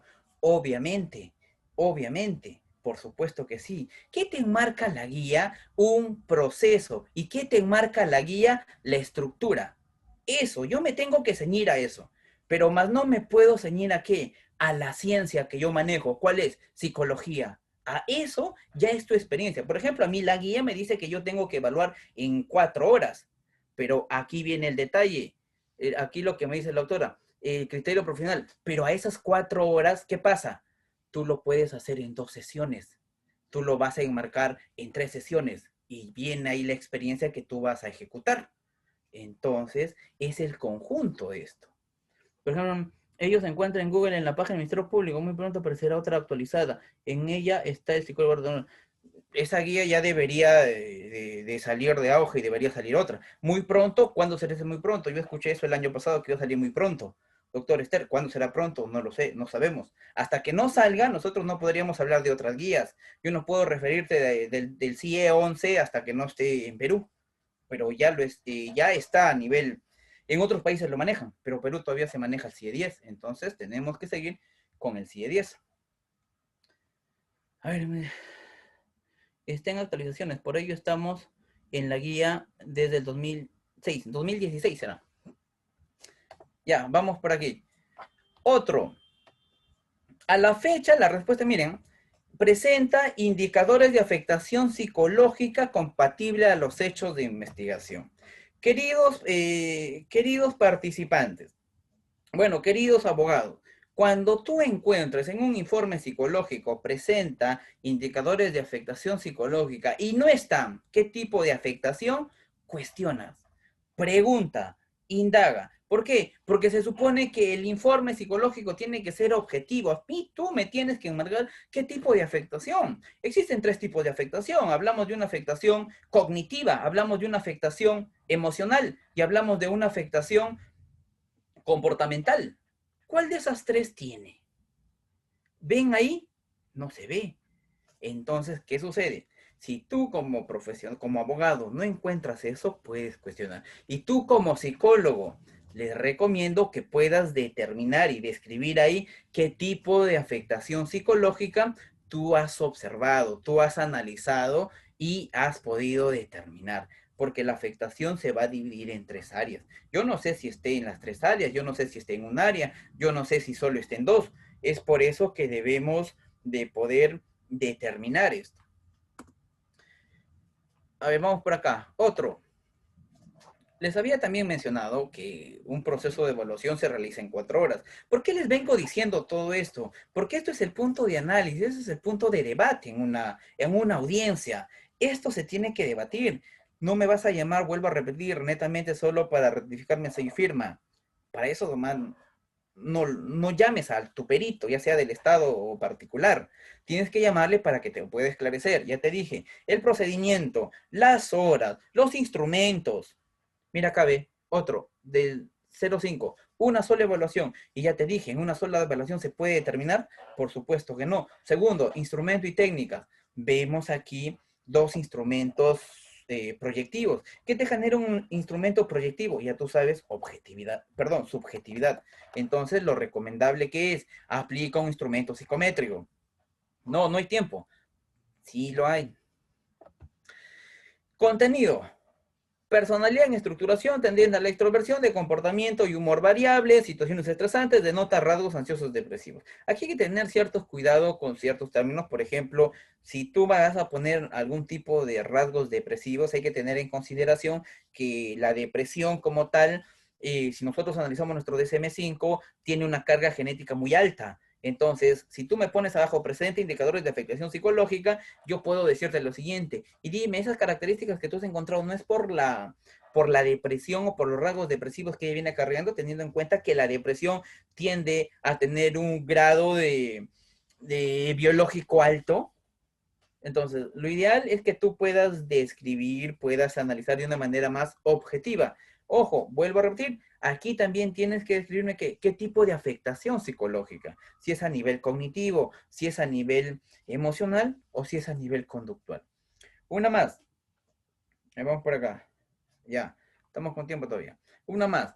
Esto les había mostrado en la clase pasada, pero vamos a volverlo a anotar. ¿Para qué? Para poder tener en consideración lo siguiente. Aquí en la parte de arriba me dice que es un factor, es un informe de factor de riesgos. Usualmente este tipo de informes, ¿quién lo hace? La asistenta social. Es ella quien ejecuta este tipo de trabajos. Pero también, según la guía del Centro de Emergencia Mujer, los psicólogos están facultados para poder también hacer este tipo de trabajos. Ahora, en casos de violación sexual, ¿el centro de emergencia mujer puede evaluar a la víctima? Por supuesto que no, la respuesta es no. ¿Quién evalúa? El Instituto de Medicina Legal y Ciencias Forenses. Es ahí, es ahí en donde estos profesionales empiezan a generar una evaluación objetiva en cámara que es en oficina para poder determinar el tipo de afectación que pueda tener aquella persona que ha sido vulnerada en su esfera sexual. Ahora, aquí hay que tener en consideración lo siguiente. Primero dice, aquí me dice muy claro, vean estas incoherencias y vean estas confusiones que van a tener. Ojo, que también es otro punto o es otro tema de cuestionamiento en audiencia. Recuerdas, en audiencia tú vas a cuestionar, pero recomendación con eso. Si tú trabajas en el Estado, tienes que estar de la mano con el fiscal, decirle al fiscal qué tipo de preguntas él puede enmarcar, qué tipo de preguntas pueda hacer de manera general para que pueda mostrar a los magistrados de que el informe está pues de una manera objetiva, concreta, correcta. Igual, los peritos de parte del mismo modo. ¿Para qué? Para poder generar el debate. Yo no puedo ir a la audiencia y de frente, a ver, perdón, voy a exponer, por favor, silencio todos y empezar a hacer esto. No puedo. Si no, esto se va a marcar en base a preguntas y a preguntas. Ah, vemos el interrogatorio y el contrainterrogatorio, ¿no? Preguntas cerradas, preguntas dicotómicas, ¿no? Entre sí o no. Entonces, eso es lo que tenemos que hacer. Por ejemplo, hace una semana atrás, un abogado en audiencia me dijo, una consulta, la menor o toda persona que ha sido vulnerada en la infancia, ¿es vulnerable en la adolescencia? ¿Sí o no? Y yo dije, sí, pero, no, pero, me dijo, sí o no. Entonces, cuando tú quieres darle explicación, cuando son preguntas cerradas, no, no, yo solo que me diga sí o no, son vulnerables, sí o no. Entonces ahí viene también la respuesta del juego que tú puedas tener al momento de poder responder esto. Ahora, pero vamos con esto. Miren, el presente informe no profundiza en los hechos en materia de investigación según refiere. Ahora, vamos por acá. Miren lo que dice. Esto ha pasado como 3 veces. Yo vivo con mi mamá y mis papitos, nos llevamos bien. Ellos están tristes por lo que ha pasado. Yo siempre cuento todo porque ellos me cuidan. Mira, arriba me dices que tú no vas a tocar a la menor porque supuestamente vas a generar una revictimización, pero abajo empiezas a tocarlo. Segundo, teniendo en consideración que esto es un informe de riesgo. Antecedentes. Con todos estos antecedentes, que es recontramente escaso, tú no me puedes determinar un tipo de afectación, menos daño que no le compete al SEM. Técnicas e instrumentos utilizados, test de la familia. Yo te pregunto, ¿qué mide el test de la familia? ¿Cuál es su objetivo del test de la familia?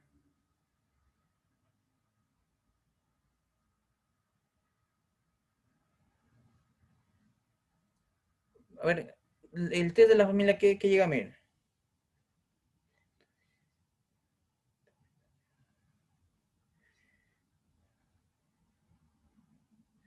Oye, el test de la figura, el test de la familia, su propio nombre lo dice, mira, ve, descubre factores respecto a la familia. Pero, ¿saben? La menor refiere a haber sido violentada por su profesor, no por algún familiar, no por su papá, por su hermano, su tío, su primo, no, sino por el profesor. Entonces, ¿qué sentido tendría poder tomarle un test de la familia? Siguiente, área cognitiva. Esto les voy a dejar de tarea, pero debemos de tener en consideración y debemos de analizar lo siguiente. Una cosa es área cognitiva y otra cosa son funciones cognitivas. Cuando yo hablo de área cognitiva, estoy hablando de algún tipo de distorsión que pueda haber en el pensamiento. Para eso siempre les recomiendo, lean las 17 distorsiones cognitivas de Aaron Beck. Pero cuando yo hablo de función cognitiva, ahí sí voy a enmarcar que atención, concentración, memoria, lenguaje, juicio social, inteligencia. Todo eso yo voy a enmarcar en funciones cognitivas, que también esto se puede hacer con un examen mental. Muchos profesionales ya no necesitan un examen mental. ¿Por qué? Porque desde que ingresa, la persona de evaluación ya está aplicando el examen mental. ¿Cómo estás? ¿Dónde ha pasado? ¿Dónde te encuentras ahorita? Ve si estás orientada en tiempo y espacio. Va preguntándole también, ¿dónde creciste? ¿Cómo fue tu inicial? ¿Tu primaria? No recuerdo, creo que sí. Ah, ¿estás viendo algún deterioro en la parte de memoria a largo plazo? La voz, el tono de voz, su juicio social. Entonces ya desde que ya ingresa la persona, el profesional ya está observando todo esto, ya está analizando. Y muchas veces cuando tú eres práctico, siempre estás en la cancha, ya no necesitas tomar un examen mental para poder determinar esto. Pero vayamos a lo que dice, a lo que menciona acá. Miren, usuario de menor de edad impresiona a un intelectual promedio. Siempre utilizan, si tú no aplicas un instrumento psicológico, siempre pon impresiona. ¿Por qué? Porque me estás dando que solo es tu impresión. Es subjetivo, claro, pero lo estás dando. Pero si tú pones la verdad, el tiene es pues directivo. El tiene, me estás queriendo decir que sí has aplicado un instrumento. En relación a su nivel sociocultural, sus funciones de atención y concentración y memoria se encuentran conservadas. Ya, vámonos hasta ahí. Si nosotros analizamos aquí en la parte de abajo, también dice lo siguiente. Miren, usuaria tiene indicadores de afectación psicológica cognitivo-conductual. Yo te pregunto, con solo esto, un test de la familia y con una escasa información que hay aquí, y teniendo en cuenta que esto es un informe de factor de riesgo, ¿tú puedes determinarme una afectación psicológica científicamente? ¿Puedes hacerlo? Por supuesto que no. No puedes hacerlo. Científicamente no hay forma. Vamos a la siguiente. Ahí está. Aquí. Y estas son las conclusiones. Miren, eh, se asocia media. Bueno, vamos acá. A esta afectación emocional se añaden síntomas psíquicos. O sea, con un instrumento proyectivo que este es de la familia, que no mide absolutamente nada en relación a una afectación, una alteración de tipo sexual, me genera síntomas psíquicos, teniendo en cuenta que esto es un informe de factor de riesgo. Segundo, también se puede parecer también pueden aparecer alteración a nivel cognitivo. A ver, permítame. A nivel como la dificultad de tomar decisiones y pero aquí les quería mostrar, presenta afecta en la esfera emocional, principio racional, ya, asociamiento, a esta situación ha sido confusión, desorientación, ya, acá está, mira, síntomas psíquicos, como confusión, desorientación y disminución de la concentración. Pero si aquí tú me estás diciendo en el área cognitiva que la concentración y memoria se encuentran conservadas, aquí me está diciendo que estás disminuyendo, ¿no es una contradicción? Y saben, cuando se analiza un dictamen pericial desde la vista de otro profesional, desde la pericia de parte, usualmente se tiende a encontrar estos contratiempos, ¿no? Estas desventajas o estas incoherencias, esta es la palabra, incoherencias. Entonces, es ahí donde el psicólogo enmarca, si vas a estar en la batalla, la audiencia, tienes que decir esto, pero si no, tienes que mencionarle al abogado. Es ahí el abogado también que ha tenido que darle una leída al informe, ¿para qué? Para poder analizar esto. Ahora, hemos hablado de afectación psicológica hasta aquí y hemos visto cómo tratar de cuestionar y cómo nosotros debemos de salvarnos al momento de poder quizás cuestionar esto. Pero vamos a la siguiente entonces. Permítame. Si el psicólogo evalúa personalidad con dos pruebas psicométricas, Milon y Eisen, instrumentos aprobados por la guía, ¿no carecería en cruce de teorías y perdería valor de evaluación o solo considerará como un complemento de evaluación? Muchas gracias. Es que en realidad los instrumentos psicológicos solo son complementos. El instrumento psicológico no determina el comportamiento de la persona. Tengan en cuenta esto. Si determinaría el comportamiento de la persona, sería muy fácil. Sería simple, pues a cualquier persona que sin ser psicólogo vendría, aplicaría la prueba y que esos resultados ya sería suficiente. Pero no, sino de que nosotros debemos de tener en consideración que estos no van a determinar nuestros comportamientos, sino de que nos van a ayudar en la parte forense a tener un medio probatorio más. Una consulta, ¿qué métodos deben utilizar para evaluar adultos mayores aproximados? En realidad, doctorita, el método que se utiliza para todo tipo de evaluación, porque la psicología de ciencia es de entrevista y observación, son las técnicas. Mira, dentro del método están las técnicas. ¿Qué las técnicas? Entrevista y observación. Y ahí también están los instrumentos. ¿Qué instrumentos? Proyectivos y psicométricos. Estos tú tienes que evaluar, aplicar y evaluar sí o sí para poder tener un resultado objetivo. Si tú careces de observación, no vale. Si tú careces de entrevista, tampoco. Vas a generar muchas subjetividades. Es por eso que a los estudiantes en segundo o tercer año de universidad, ¿qué te enseñan? Técnicas de entrevista y observación, pues ahí es donde tú vas a aprender a poder recopilar información, a generar una entrevista estructurada, semiestructurada, libre, y hay varios tipos más. Y es ahí donde tú tienes que aplicar esto. Ahora, ya les había hablado un poquito de afectación, pero vamos netamente a ver qué es una afectación, cómo nosotros vamos a distinguir y cómo nosotros vamos a poder... Entonces, debemos de analizar lo siguiente. Vamos a analizar los síntomas o los criterios y yo te recomiendo lo siguiente.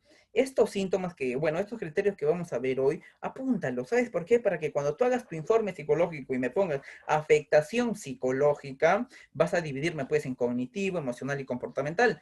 Todas o simplemente las que tú hayas encontrado necesarias. Y para esto tienes que llenarme también. ¿Qué es una afectación cognitiva? ¿Cómo da una afectación cognitiva? ¿Cuáles son los criterios para una afectación cognitiva? ¿Cuáles son los criterios para una afectación de tipo emocional? ¿Cuáles son los criterios para una afectación de tipo comportamental? Eso es lo que vamos a analizar. Y teniendo en claro estos criterios, ya llega tu trabajo.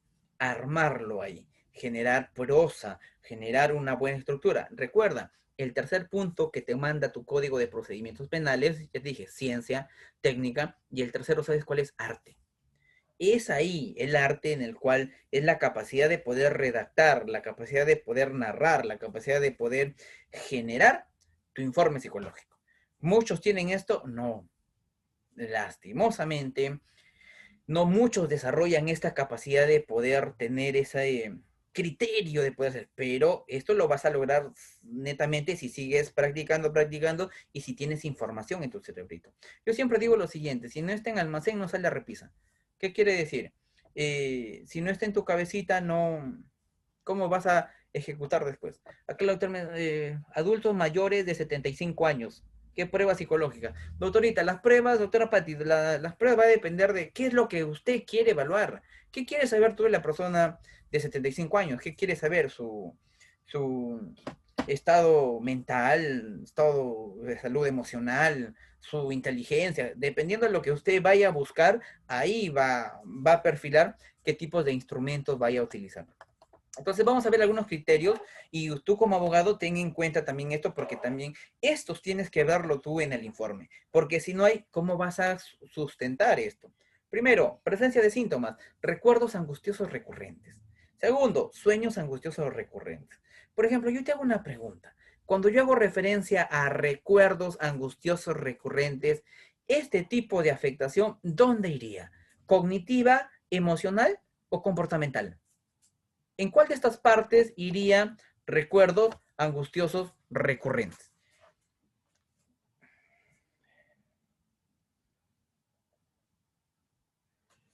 ¿O no va? ¿O no lo pongo?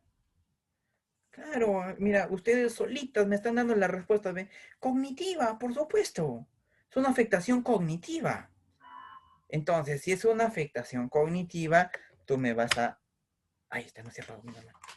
Tú me vas a enmarcar eso, ¿no? La evaluada presenta recuerdos angustiosos recurrentes. Me puedes decir de esa manera técnica o también puedes decirme de otra manera que tú creas conveniente. Ahora, hablamos también de sueños angustiosos recurrentes. Esto tú tienes que preguntar en tu proceso de evaluación. Por eso es que vas a aplicar tú la técnica de entrevista y observación. Vas a ver la entrevista, recopilar información y vas a ver cómo te dice esa información. Por ejemplo, ¿no? Sueños angustiosos recurrentes. ¿Puedes dormir tranquila o logras levantarte o te levantas en las noches a cada rato? Doctorita, yo duermo y de pronto me despierto, no sé qué hacer, estoy sudando, siento que alguien me ha querido hacer daño y me despierto temblando. Sueños angustiosos recurrentes. Eso tú lo vas a nombrar y esto vas a mencionar lo que en tus informes. Por ejemplo, doctor, ¿por qué la mayoría de los informes en las conclusiones solo dice con indicadores de afectación compatibles a los hechos de violencia? ¿Se puede establecer el nivel de afectación como leve, moderado o severo? No. Usualmente la afectación psicológica es afectación. Yo no puedo determinar, oye, una afectación leve, ya una afectación moderada, ya una afectación leve. Si yo quisiera ponderar esto, tendría que buscarme un instrumento psicológico que mida netamente una afectación, psicométrico, que me ayude a mí a poder ponderar según las puntuaciones o los baremos que me bote este instrumento.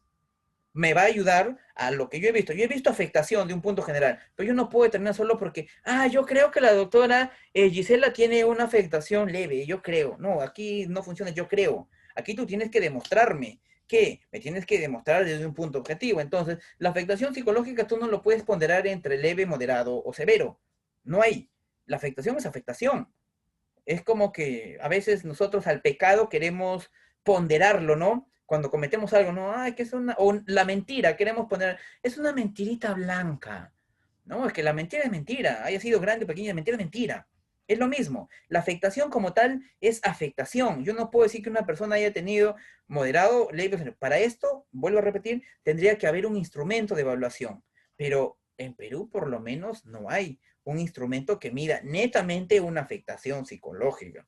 Tenemos otros instrumentos que nos pueden ayudar a poder determinar ciertas características como ansiedad, como rasgos algunos de estrés, como algunas alteraciones en su desarrollo, pero más no que nos vayan a decir esto. Pero sí, la mayoría de informes que yo también he analizado, doctorita, solo ponen, ¿no?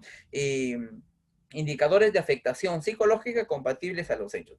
Eso, por ejemplo, es un punto de debate. ¿Por qué? Porque ahí se le pregunta, dígame usted qué tipo sí hay, grados no, tipo sí. ¿Qué tipos de afectación ha podido encontrar usted dentro de su proceso de evaluación? La psicóloga o psicólogo te dirá, pues no, a nivel cognitivo, porque tenía sueños angustiosos recurrentes. Eso está en la recopilación de datos. También sueños angustiosos recurrentes. También tiene malestar psicológico. Ya te va diciendo, ya te va plasmando, ya te va dando punto a punto de los criterios. Y estos criterios debemos de tener en consideración.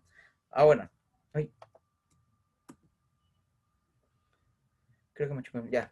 Otro, reacciones fisiológicas intensas. Por ejemplo, una reacción fisiológica intensa. ¿Qué es una reacción fisiológica intensa? Me empezó a doler el brazo. Me duele la cabeza. Una reacción fisiológica intensa. ¿Qué es? ¿Una afectación cognitiva, emocional o comportamental? Ahí vamos por acá.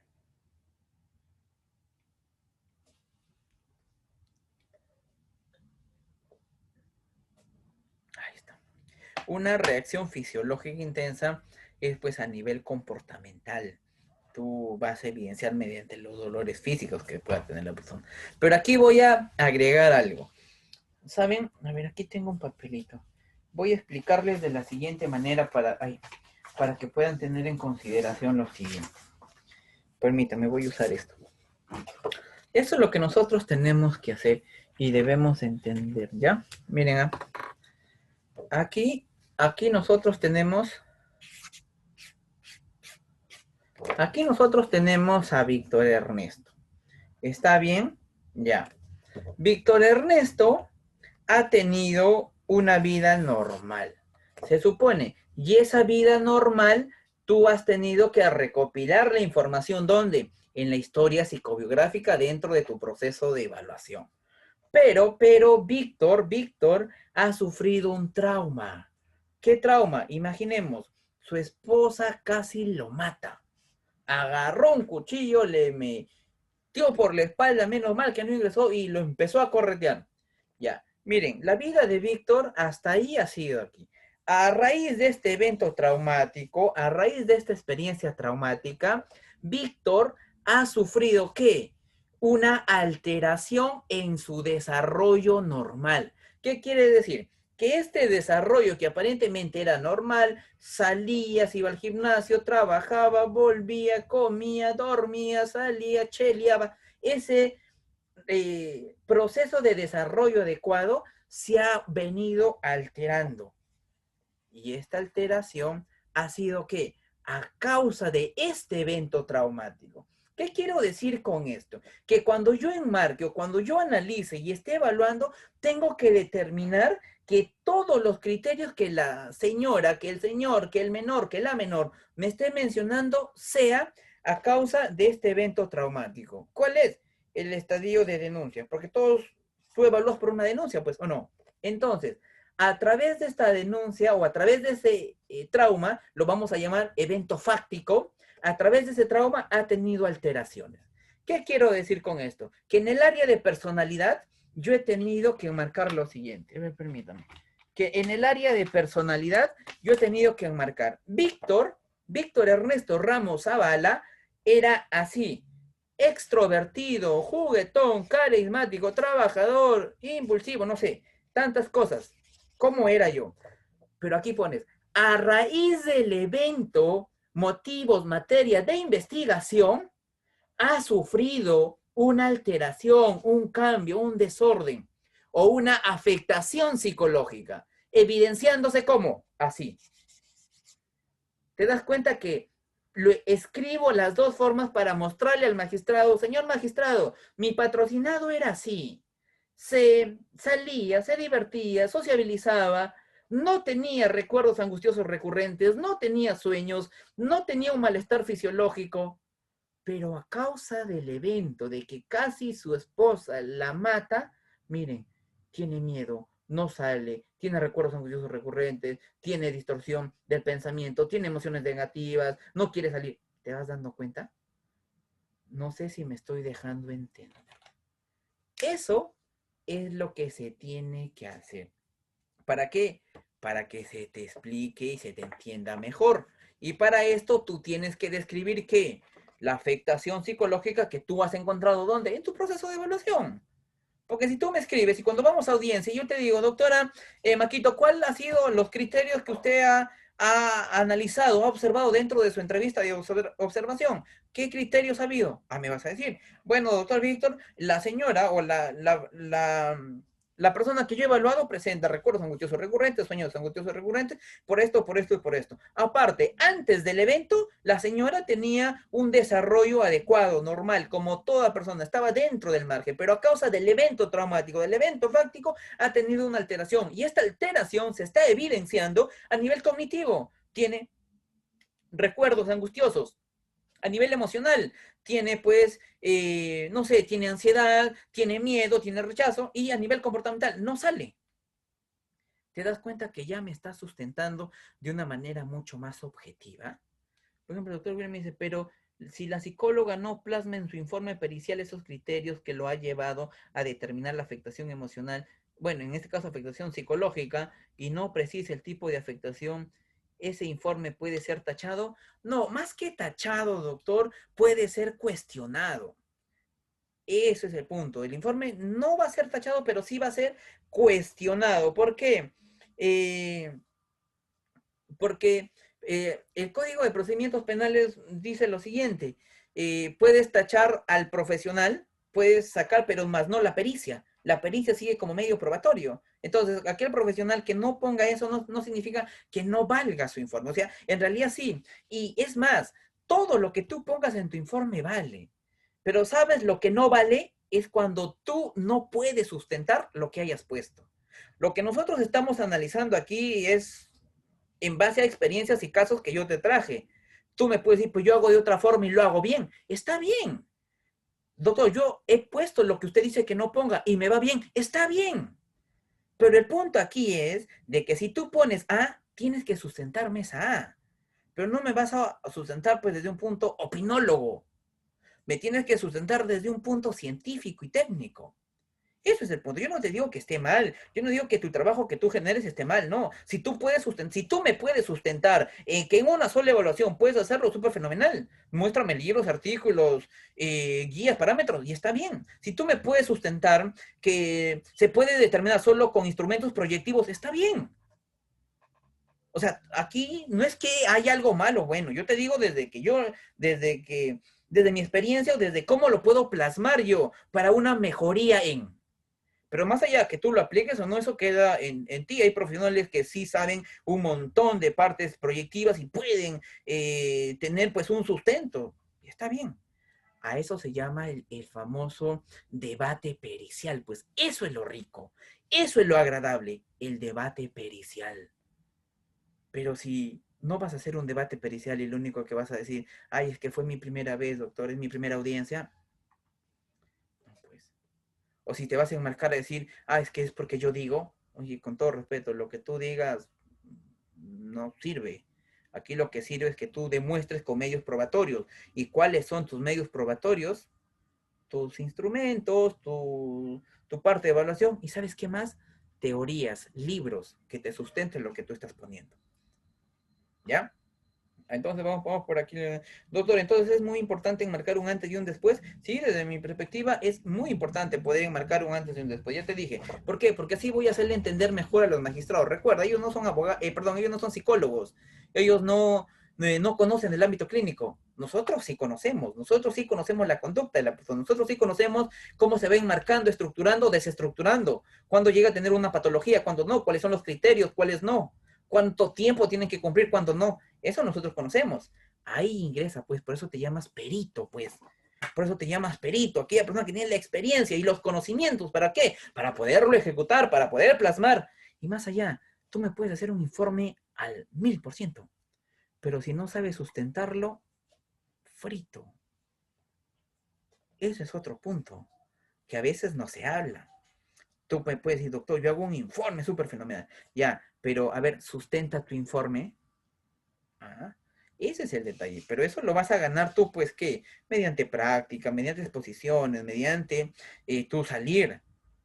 Si no, yo conozco a muchos profesionales que son muy buenos con informes, pero hablando no tanto. Entonces ahí es donde una abogada agarra, me llama, me dice, doctor, quiero que me hagas una pericia de parte. Ya nos citamos en su oficina, todo me dice, doctor, yo ya había hecho una pericia de parte. Mira el informe, pero está bien hecho, está súper bien. Sí, está bien, pero en audiencia el psicólogo no sabía ni qué decir, o sea, callado, no habla. Y yo, ok.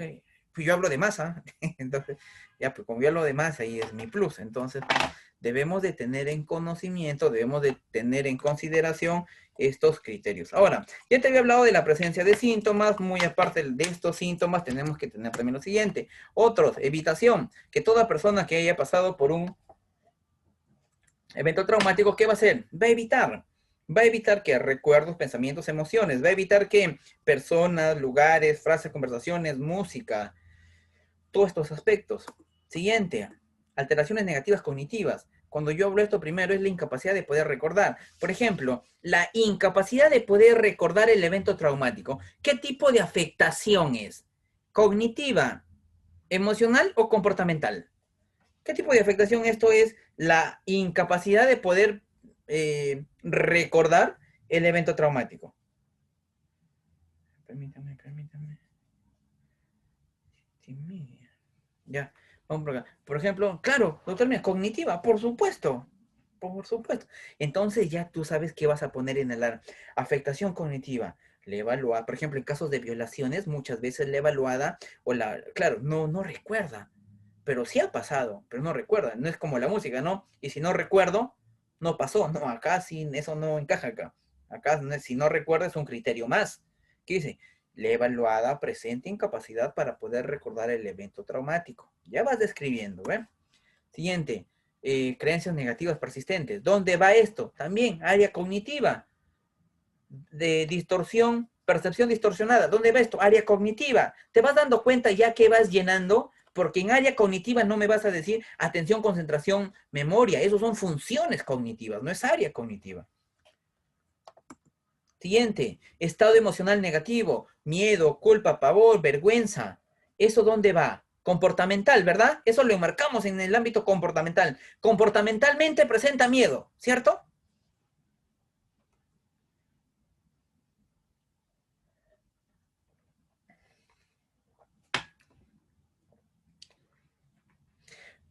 Emocional, muy bien.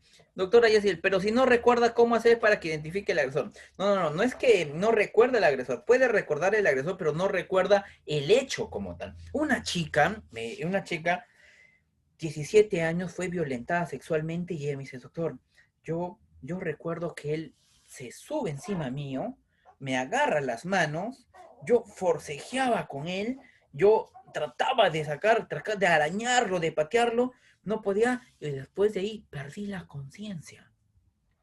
Y después de un rato la recobré y yo estaba sangrando. Él ya no estaba en el baño limpiándose. O sea, sí sabe quién fue, pero no recuerda cómo fue el suceso de la penetración. ¿Por qué? Porque en nuestra cabeza, mira, Dios ha creado un prototipo perfecto que por tus propios mecanismos las personas tienden a suprimir eventos que te causen daño. Es un mecanismo de defensa, si hablamos de tipo psicoanalítico. ¿Qué hace? Es un mecanismo en el cual te suprime esas cosas que te hacen mal, que te hacen daño, que te hacen sufrir. Entonces, hay que tener en cuenta esto.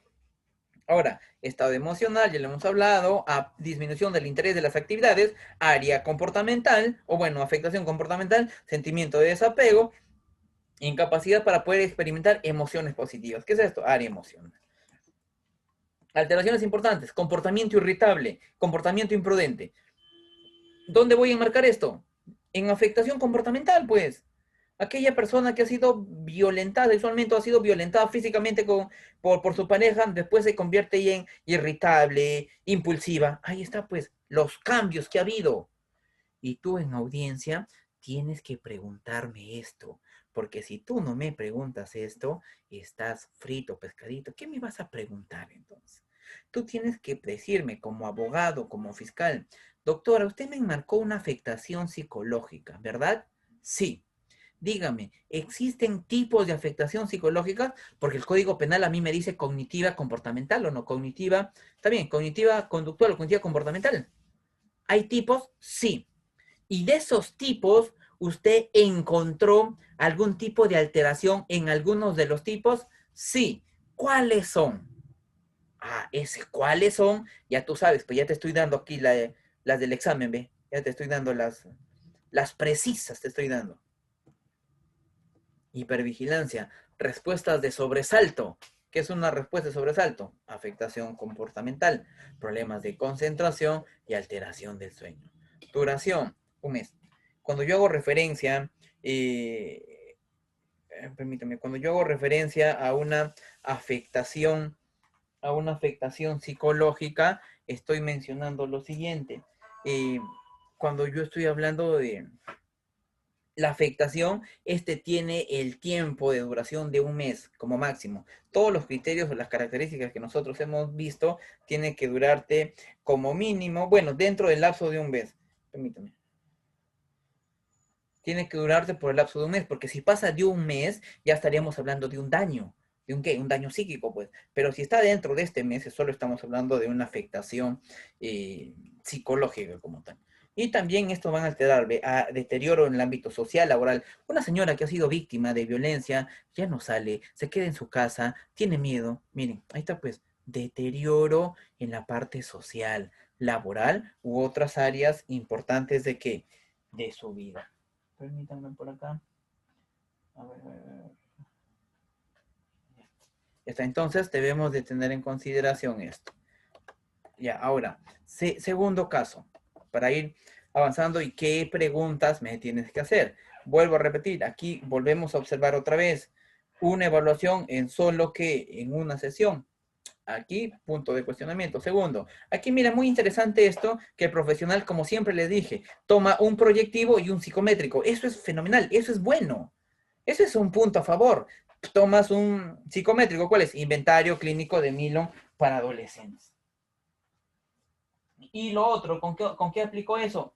Con la prueba del Macover. Estos dos, ¿qué ha hecho? A la persona que ha evaluado le ha generado la objetividad para que sus resultados sean pues muchos más fiables y sean válidos al momento de poder ejecutar. Ahora, ya está. Ahora, lo siguiente. Mira qué dice aquí abajo. Aquí hay un punto de cuestionamiento. A la fecha, la examinada se encuentra en un proceso de desarrollo. ¿Qué quiere decir? Que es menor de edad, es un proceso de desarrollo. Y estructuración, lo cual presenta patrones de comportamiento. Aquí viene el detalle. Cuando nosotros hablamos de patrones de comportamiento, estamos hablando netamente de una persona adulta, ya de una personalidad hecha, de una personalidad fija. Permítame. Entonces, eso nosotros tenemos que tener en consideración. Responder. Siguiente. Otra vez, a la fecha la examinada conformada por una familia es estructurada monoparental con ausencia de la figura paterna. Durante su desarrollo emocional con una dinámica de interacción familiar funcional, evidencia en los roles parentales sustituidos percepción de ausencia de apoyo, carencias afectivas y soporte emocional.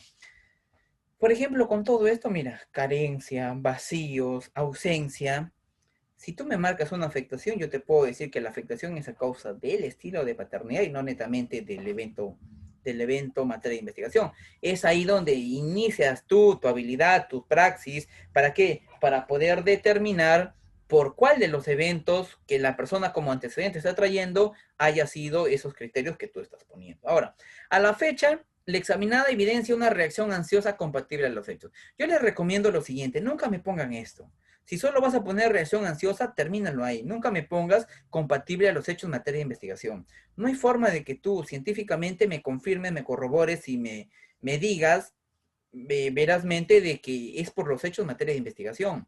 Yo te doy un casito y quiero que tú me puedas...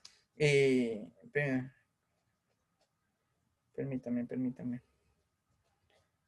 Yo quiero que tú me puedas determinar...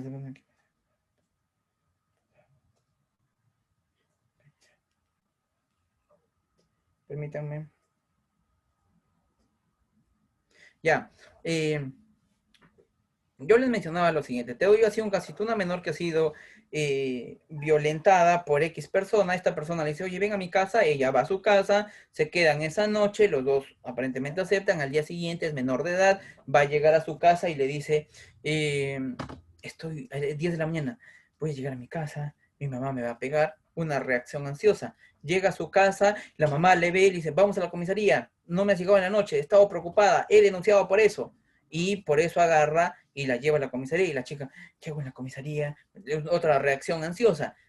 Pone la denuncia, la mandan a medicina legal para poder evaluar, nunca ha sido evaluada en su vida psicológicamente, entonces, ¿qué me va a preguntar? Dicen que los psicólogos leen la mente, ¿ahora qué hago? Otra reacción ansiosa. Te pregunto, son 3 casos o 3 experiencias por la cual la persona ha pasado una reacción ansiosa. ¿Tú me podrías determinar objetivamente que esa reacción es por los hechos en materia de investigación o es porque no llegó a casa o es porque simplemente es por la propia evaluación?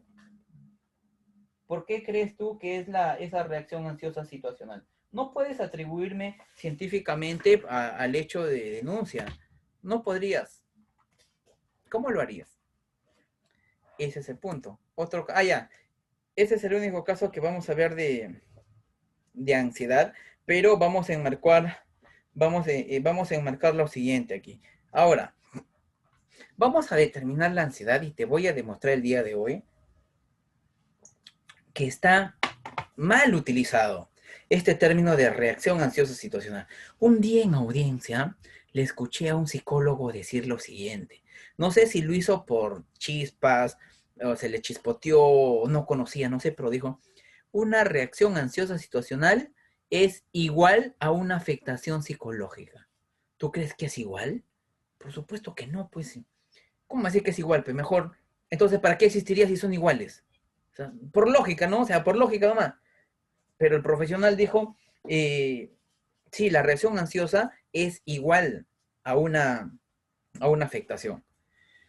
Vamos a enmarcar los trastornos de ansiedad. Yo no te voy a decir uno por uno porque nos tomaría otras 2 horas más explicarte cada trastorno de ansiedad. Cuando yo hablo de trastorno, estoy hablando de una alteración, alguna anomalía o algún desorden. Y hay que tener en consideración lo siguiente. Primero, trastorno de ansiedad por separación. Esto te va a dar cuando tú te separas de la persona que tienes un apego muy profundo, una persona a la que amas, tu abuelito, tu primo, tu tío, tu mamá, tu novio. Cuando te intentan separar de la persona en la que tú amas, usualmente vas a generar algún tipo de ansiedad por separación. Y si esto tiene un lapso de 6 meses con esos síntomas, ¿cuáles síntomas? Estos. Tienes un lapso de 6 meses teniendo preocupación, resistencia, miedo, pesadillas, porque le vaya a pasar algo a la otra persona, después de los 6 meses puedes diagnosticar un trastorno de ansiedad por separación. Uno, a partir de los 6 meses, ponme atención en esto.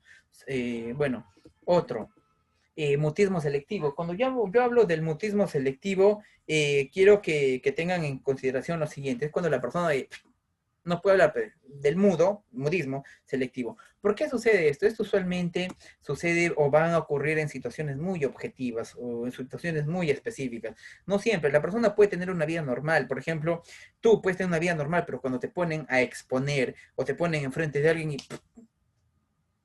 te cruzas, te bloqueas, te da una ansiedad crónica, es muy amplio. Entonces, ese es el motivo selectivo que también le puede dar a los niños.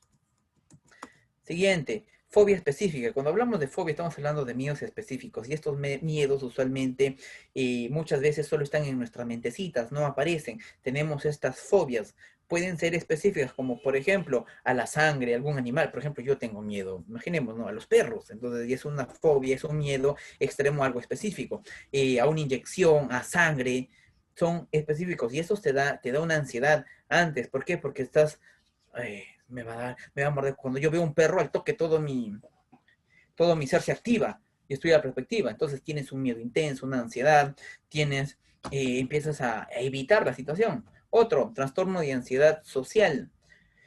Cuando yo hablo esto es más o menos similar al trastorno de evitación, pero hay ciertas características. Por ahí vemos, por ejemplo, un diagnóstico diferencial. Por ejemplo, esto te va a dar cada vez que tú vayas a poder interaccionar en puntos sociales, como por ejemplo, cuando estén comiendo, conversando, charlando, bebiendo, te puede dar esto. ¿Y cuáles son algunos criterios? Miedo persistente, ansiedad, evitación, a causar algún tipo de molestia a alguien, malestar, estás pensando, estás con esa rumiación en los pensamientos. El otro es el trastorno de pánico. ¿A causa de qué? Te predispones a que te va a pasar algo y ¡bum! Y basta que te pase una vez y ya te predispones a la otra vez y predispones y empiezas a alterar, piensas a tener una alteración en tu vida. ¿Y cuáles son los criterios? Por ejemplo, tenemos pues temblor, sensación de respirar, desahogo, dolor, náuseas, mareos, escalofríos, mira, todas esas características. Otro, agorafobia, netamente ese es un miedo, por ejemplo, también algo muy específico, ya no animales, no como una fobia, sino transportes públicos, automóviles, buses, ascensores, ¿no? A cierto punto, estar encerrados. ¿Por qué voy enmarcándote todo esto? Por una sola razón, para demostrarte lo siguiente. A mí cuando yo hago referencia o estoy mencionando al trastorno de ansiedad, perdón, cuando estoy hablando de una reacción ansiosa situacional, algunas técnicas o tratamientos para controlar la ansiedad, sí, doctorita. Yo no soy psicoterapeuta, pero lo que aprendí son técnicas de respiración o técnicas de relajación. Eso te va a ayudar bastante. Ahora, el punto es esto. ¿Por qué te estoy enmarcando ciertos trastornos de ansiedad? Porque quiero que tú analices lo siguiente. Una reacción ansiosa situacional. Primero, una reacción ansiosa situacional no llega al rango de trastorno. Empecemos por ese punto. Una reacción ansiosa situacional no llega al rango de trastorno. Lo segundo, una reacción. Vamos a desglosar estas palabras. Una reacción, ¿qué es? Es una activación. Te activas, es una reacción ansiosa. Ojo, la ansiedad siempre te da antes de un evento. Nunca te da durante, menos te da después. Siempre te da antes. Reacción ansiosa situacional. Una situación. Eso es una reacción ansiosa situacional. Ahora, si hay psicólogos o psicólogas, no me van a dejar mentir. ¿La ansiedad es buena o es mala? ¿Tú qué dices?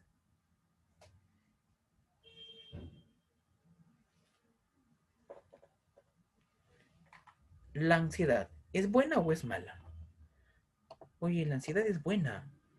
Mira, claro, es que la ansiedad es buena hasta cierto punto, porque cuando ya pasa esto en una frecuencia, en una intensidad, en una duración, ya se va convirtiendo en patología. Por ejemplo, yo agarré este concepto del DSM-5. Mira, escúchame, la ansiedad es una respuesta anticipatoria a una amenaza futura. ¿Qué quiere decir? Que no lo has pasado todavía, que no te has visto inmerso todavía. ¿Por qué? Porque es una respuesta anticipatoria, te prepara. ¿Para qué? Para esas amenazas. ¿Cuándo se vuelve mala y cuándo es buena? Se vuelve mala cuando las amenazas verdaderamente no existen. No hay esa amenaza. Solo la amenaza está en tu cabecita. Pero cuando esas amenazas sí existen, te prepara. Por ejemplo, antes de ingresar aquí con ustedes a las 6 de la tarde, yo tenía una reacción ansiosa situacional. ¿Qué quiero decir con esto?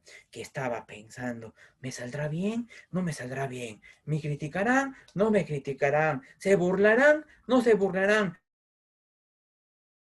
Empecé con los pensamientos, quiero ir al baño. Cada rato iba al baño. Cada rato iba al baño. Punto fisiológico. Empezaba a mis pulsos, ya empezaba mi cuerpo, ya estaba sudoración de manos. Mira, me dio una ansiedad. ¿Me pasó algo? No, nunca me pasó nada. Fue a una amenaza futura. ¿Fue a qué? A un evento futuro. A lo que quiero llegar con esto es que muchas veces este término de reacción ansiosa está mal utilizada. ¿Por qué? Porque tú no me puedes decir que es por los hechos materia de investigación teniendo en cuenta que la ansiedad no te da después de, sino te da antes de. Entonces yo puedo determinar que la ansiedad que tú me estás mencionando es a causa de la evaluación que pasó a la señorita. ¿Por qué? Porque ella estaba predispuesta antes de pasar a tu oficina, de pasar en cámara Gesell, estaba antes de. ¿Quieres ver qué te dice tu guía? Vamos por acá. Miren, ¿qué te dice en relación a la ansiedad?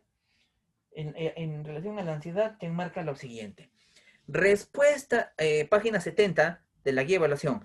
Respuesta de ansiedad ante un evento que el individuo percibe. Ojo, ojo, escucha esta palabra. Percibe, no está pasando. Percibe como amenazante, manifestada en inseguridad, temor, preocupaciones, tensiones. Ojo con esto ahora, siendo pasajera y de corta duración.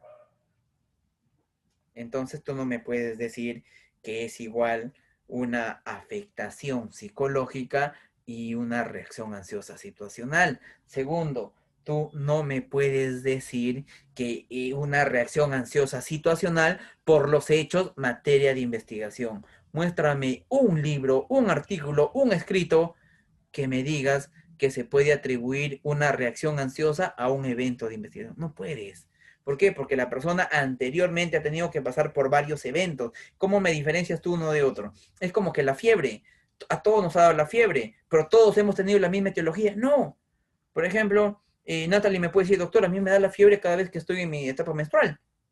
Y Toshiba me puede decir, a mí me da la fiebre, doctor, cuando me intoxico.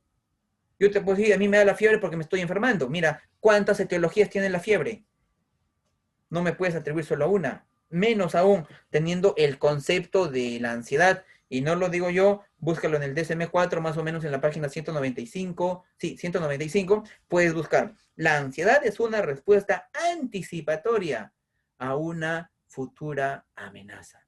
¿Qué quiere decir? Que no lo. En cambio, una afectación sí es la respuesta, ojo, es la respuesta que a un evento traumático, a un evento fáctico, a un evento que ha alterado tu esfera sexual porque te han violentado, a un evento que ha alterado tu esfera cognitiva, a un evento que ha alterado tu esfera emocional, a un evento que ha alterado tu esfera comportamental. Ahí está, ahí sí ves el después. Eso es lo que tienes que poner, ves el después de, no ves el antes. Con la ansiedad me estás queriendo decir el antes, que la persona está preparada, es una respuesta a, tengo una fiesta después de aquí, ya me dio ansiedad otra vez porque no sé qué ponerme. Esa ansiedad, pues eso es una reacción ansiosa. ¿Me pasó algo? No. Entonces, lo recomendable es de que si tú analizas, observas y encuentras criterios de que verdaderamente ha sido afectada, ponle afectación.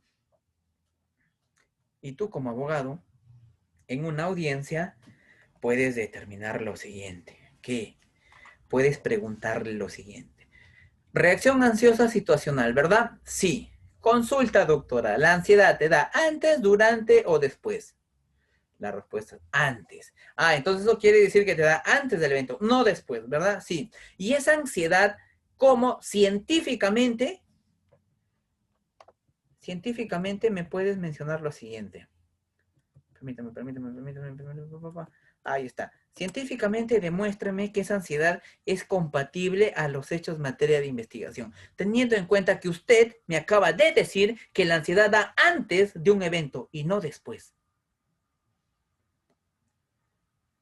¿Está bien? Entonces debemos de tener en consideración, cuando hablamos nosotros de audiencia, vuelvo a repetir y siempre les voy a decir, una audiencia es simple y es fácil cuando no hay un perito de parte y cuando no hay alguien que conozca los mismos criterios que tú conoces. Pero cuando ya existen los dos, eso es lo bonito. ¿Por qué? Porque deslumbramos a los ojos de los abogados cómo es que se debate. Bueno, los abogados son unos debates tremendos cuando están en audiencia, pero nosotros los psicólogos no nos debemos de quedar, pues, ¿no? Demostrar y enseñar nuestros conocimientos, más allá de una cuestión. Les dije al inicio, esto no lo tomen personal, esto es netamente académico. Más allá que tú lo vayas o no lo vayas a aplicar, lo vayas o no vayas a preguntar, eso queda a criterio tuyo. Yo ya te lo di, yo ya te di lo que mi experiencia, poco o mucho, en mis conocimientos, poco o mucho, he visto que se puede abarcar, he visto que se puede cuestionar, he visto que existe un déficit. Pero ya no lo hagas sí o no, eso queda a criterio tuyo. Total, al final mi trabajo es como perito de parte. Algún día nos encontraremos en audiencia y ahí pues empezaremos nosotros un gran debate. Hasta ahí tenemos algunas preguntas. ¿Hay preguntas? Por favor, hablen ahora. Ahí está. Esta es mi página. Esta es mi página si gustan. Si gustan seguirme, ahí tengo algunos. ¿Cómo sería un mecanismo de... Sería como mecanismo de defensa? Claro, esta es mi página, si gustan pueden seguirme. Ahí también comparto algunos eventos, materiales que puedan interesarles a los que les gusta la ciencia forense. Y antes de culminar, quiero irme con esta frase. A veces lo que uno más, a veces lo que uno más quiere está al final del camino. Por eso nunca te detengas. ¿Qué quiere decir?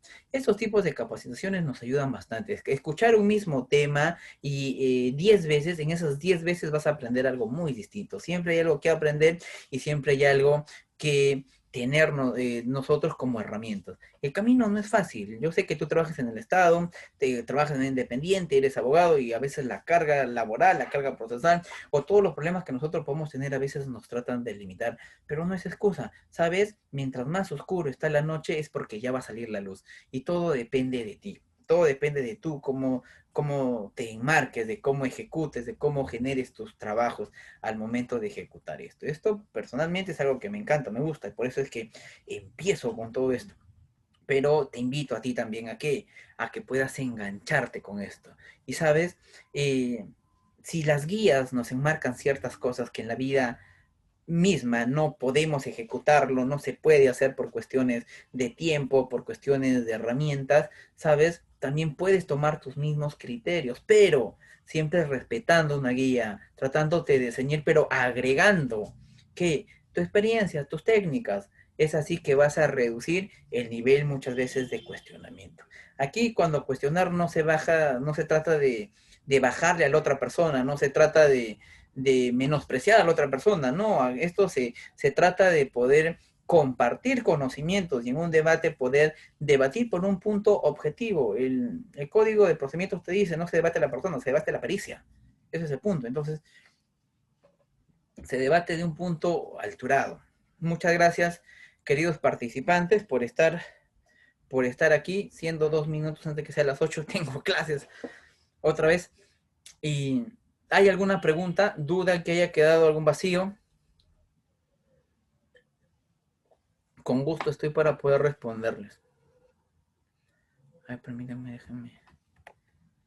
Ahí está. Vamos por acá.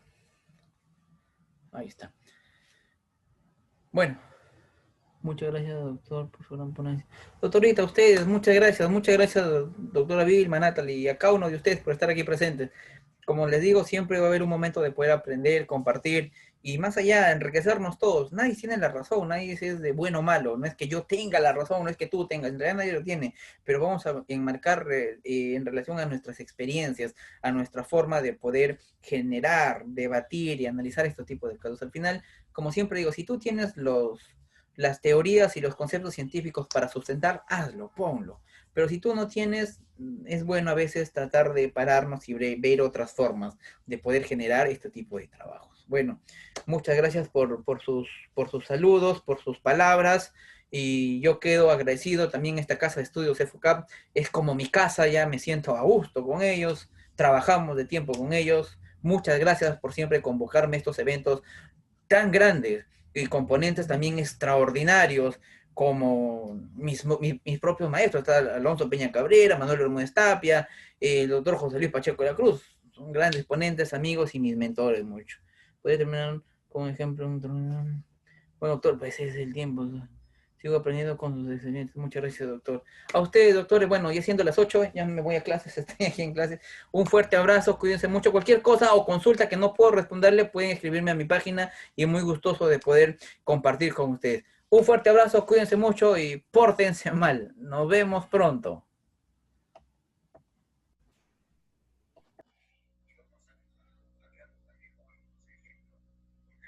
Muchas gracias, estimados participantes. Muchas gracias, estimado doctor.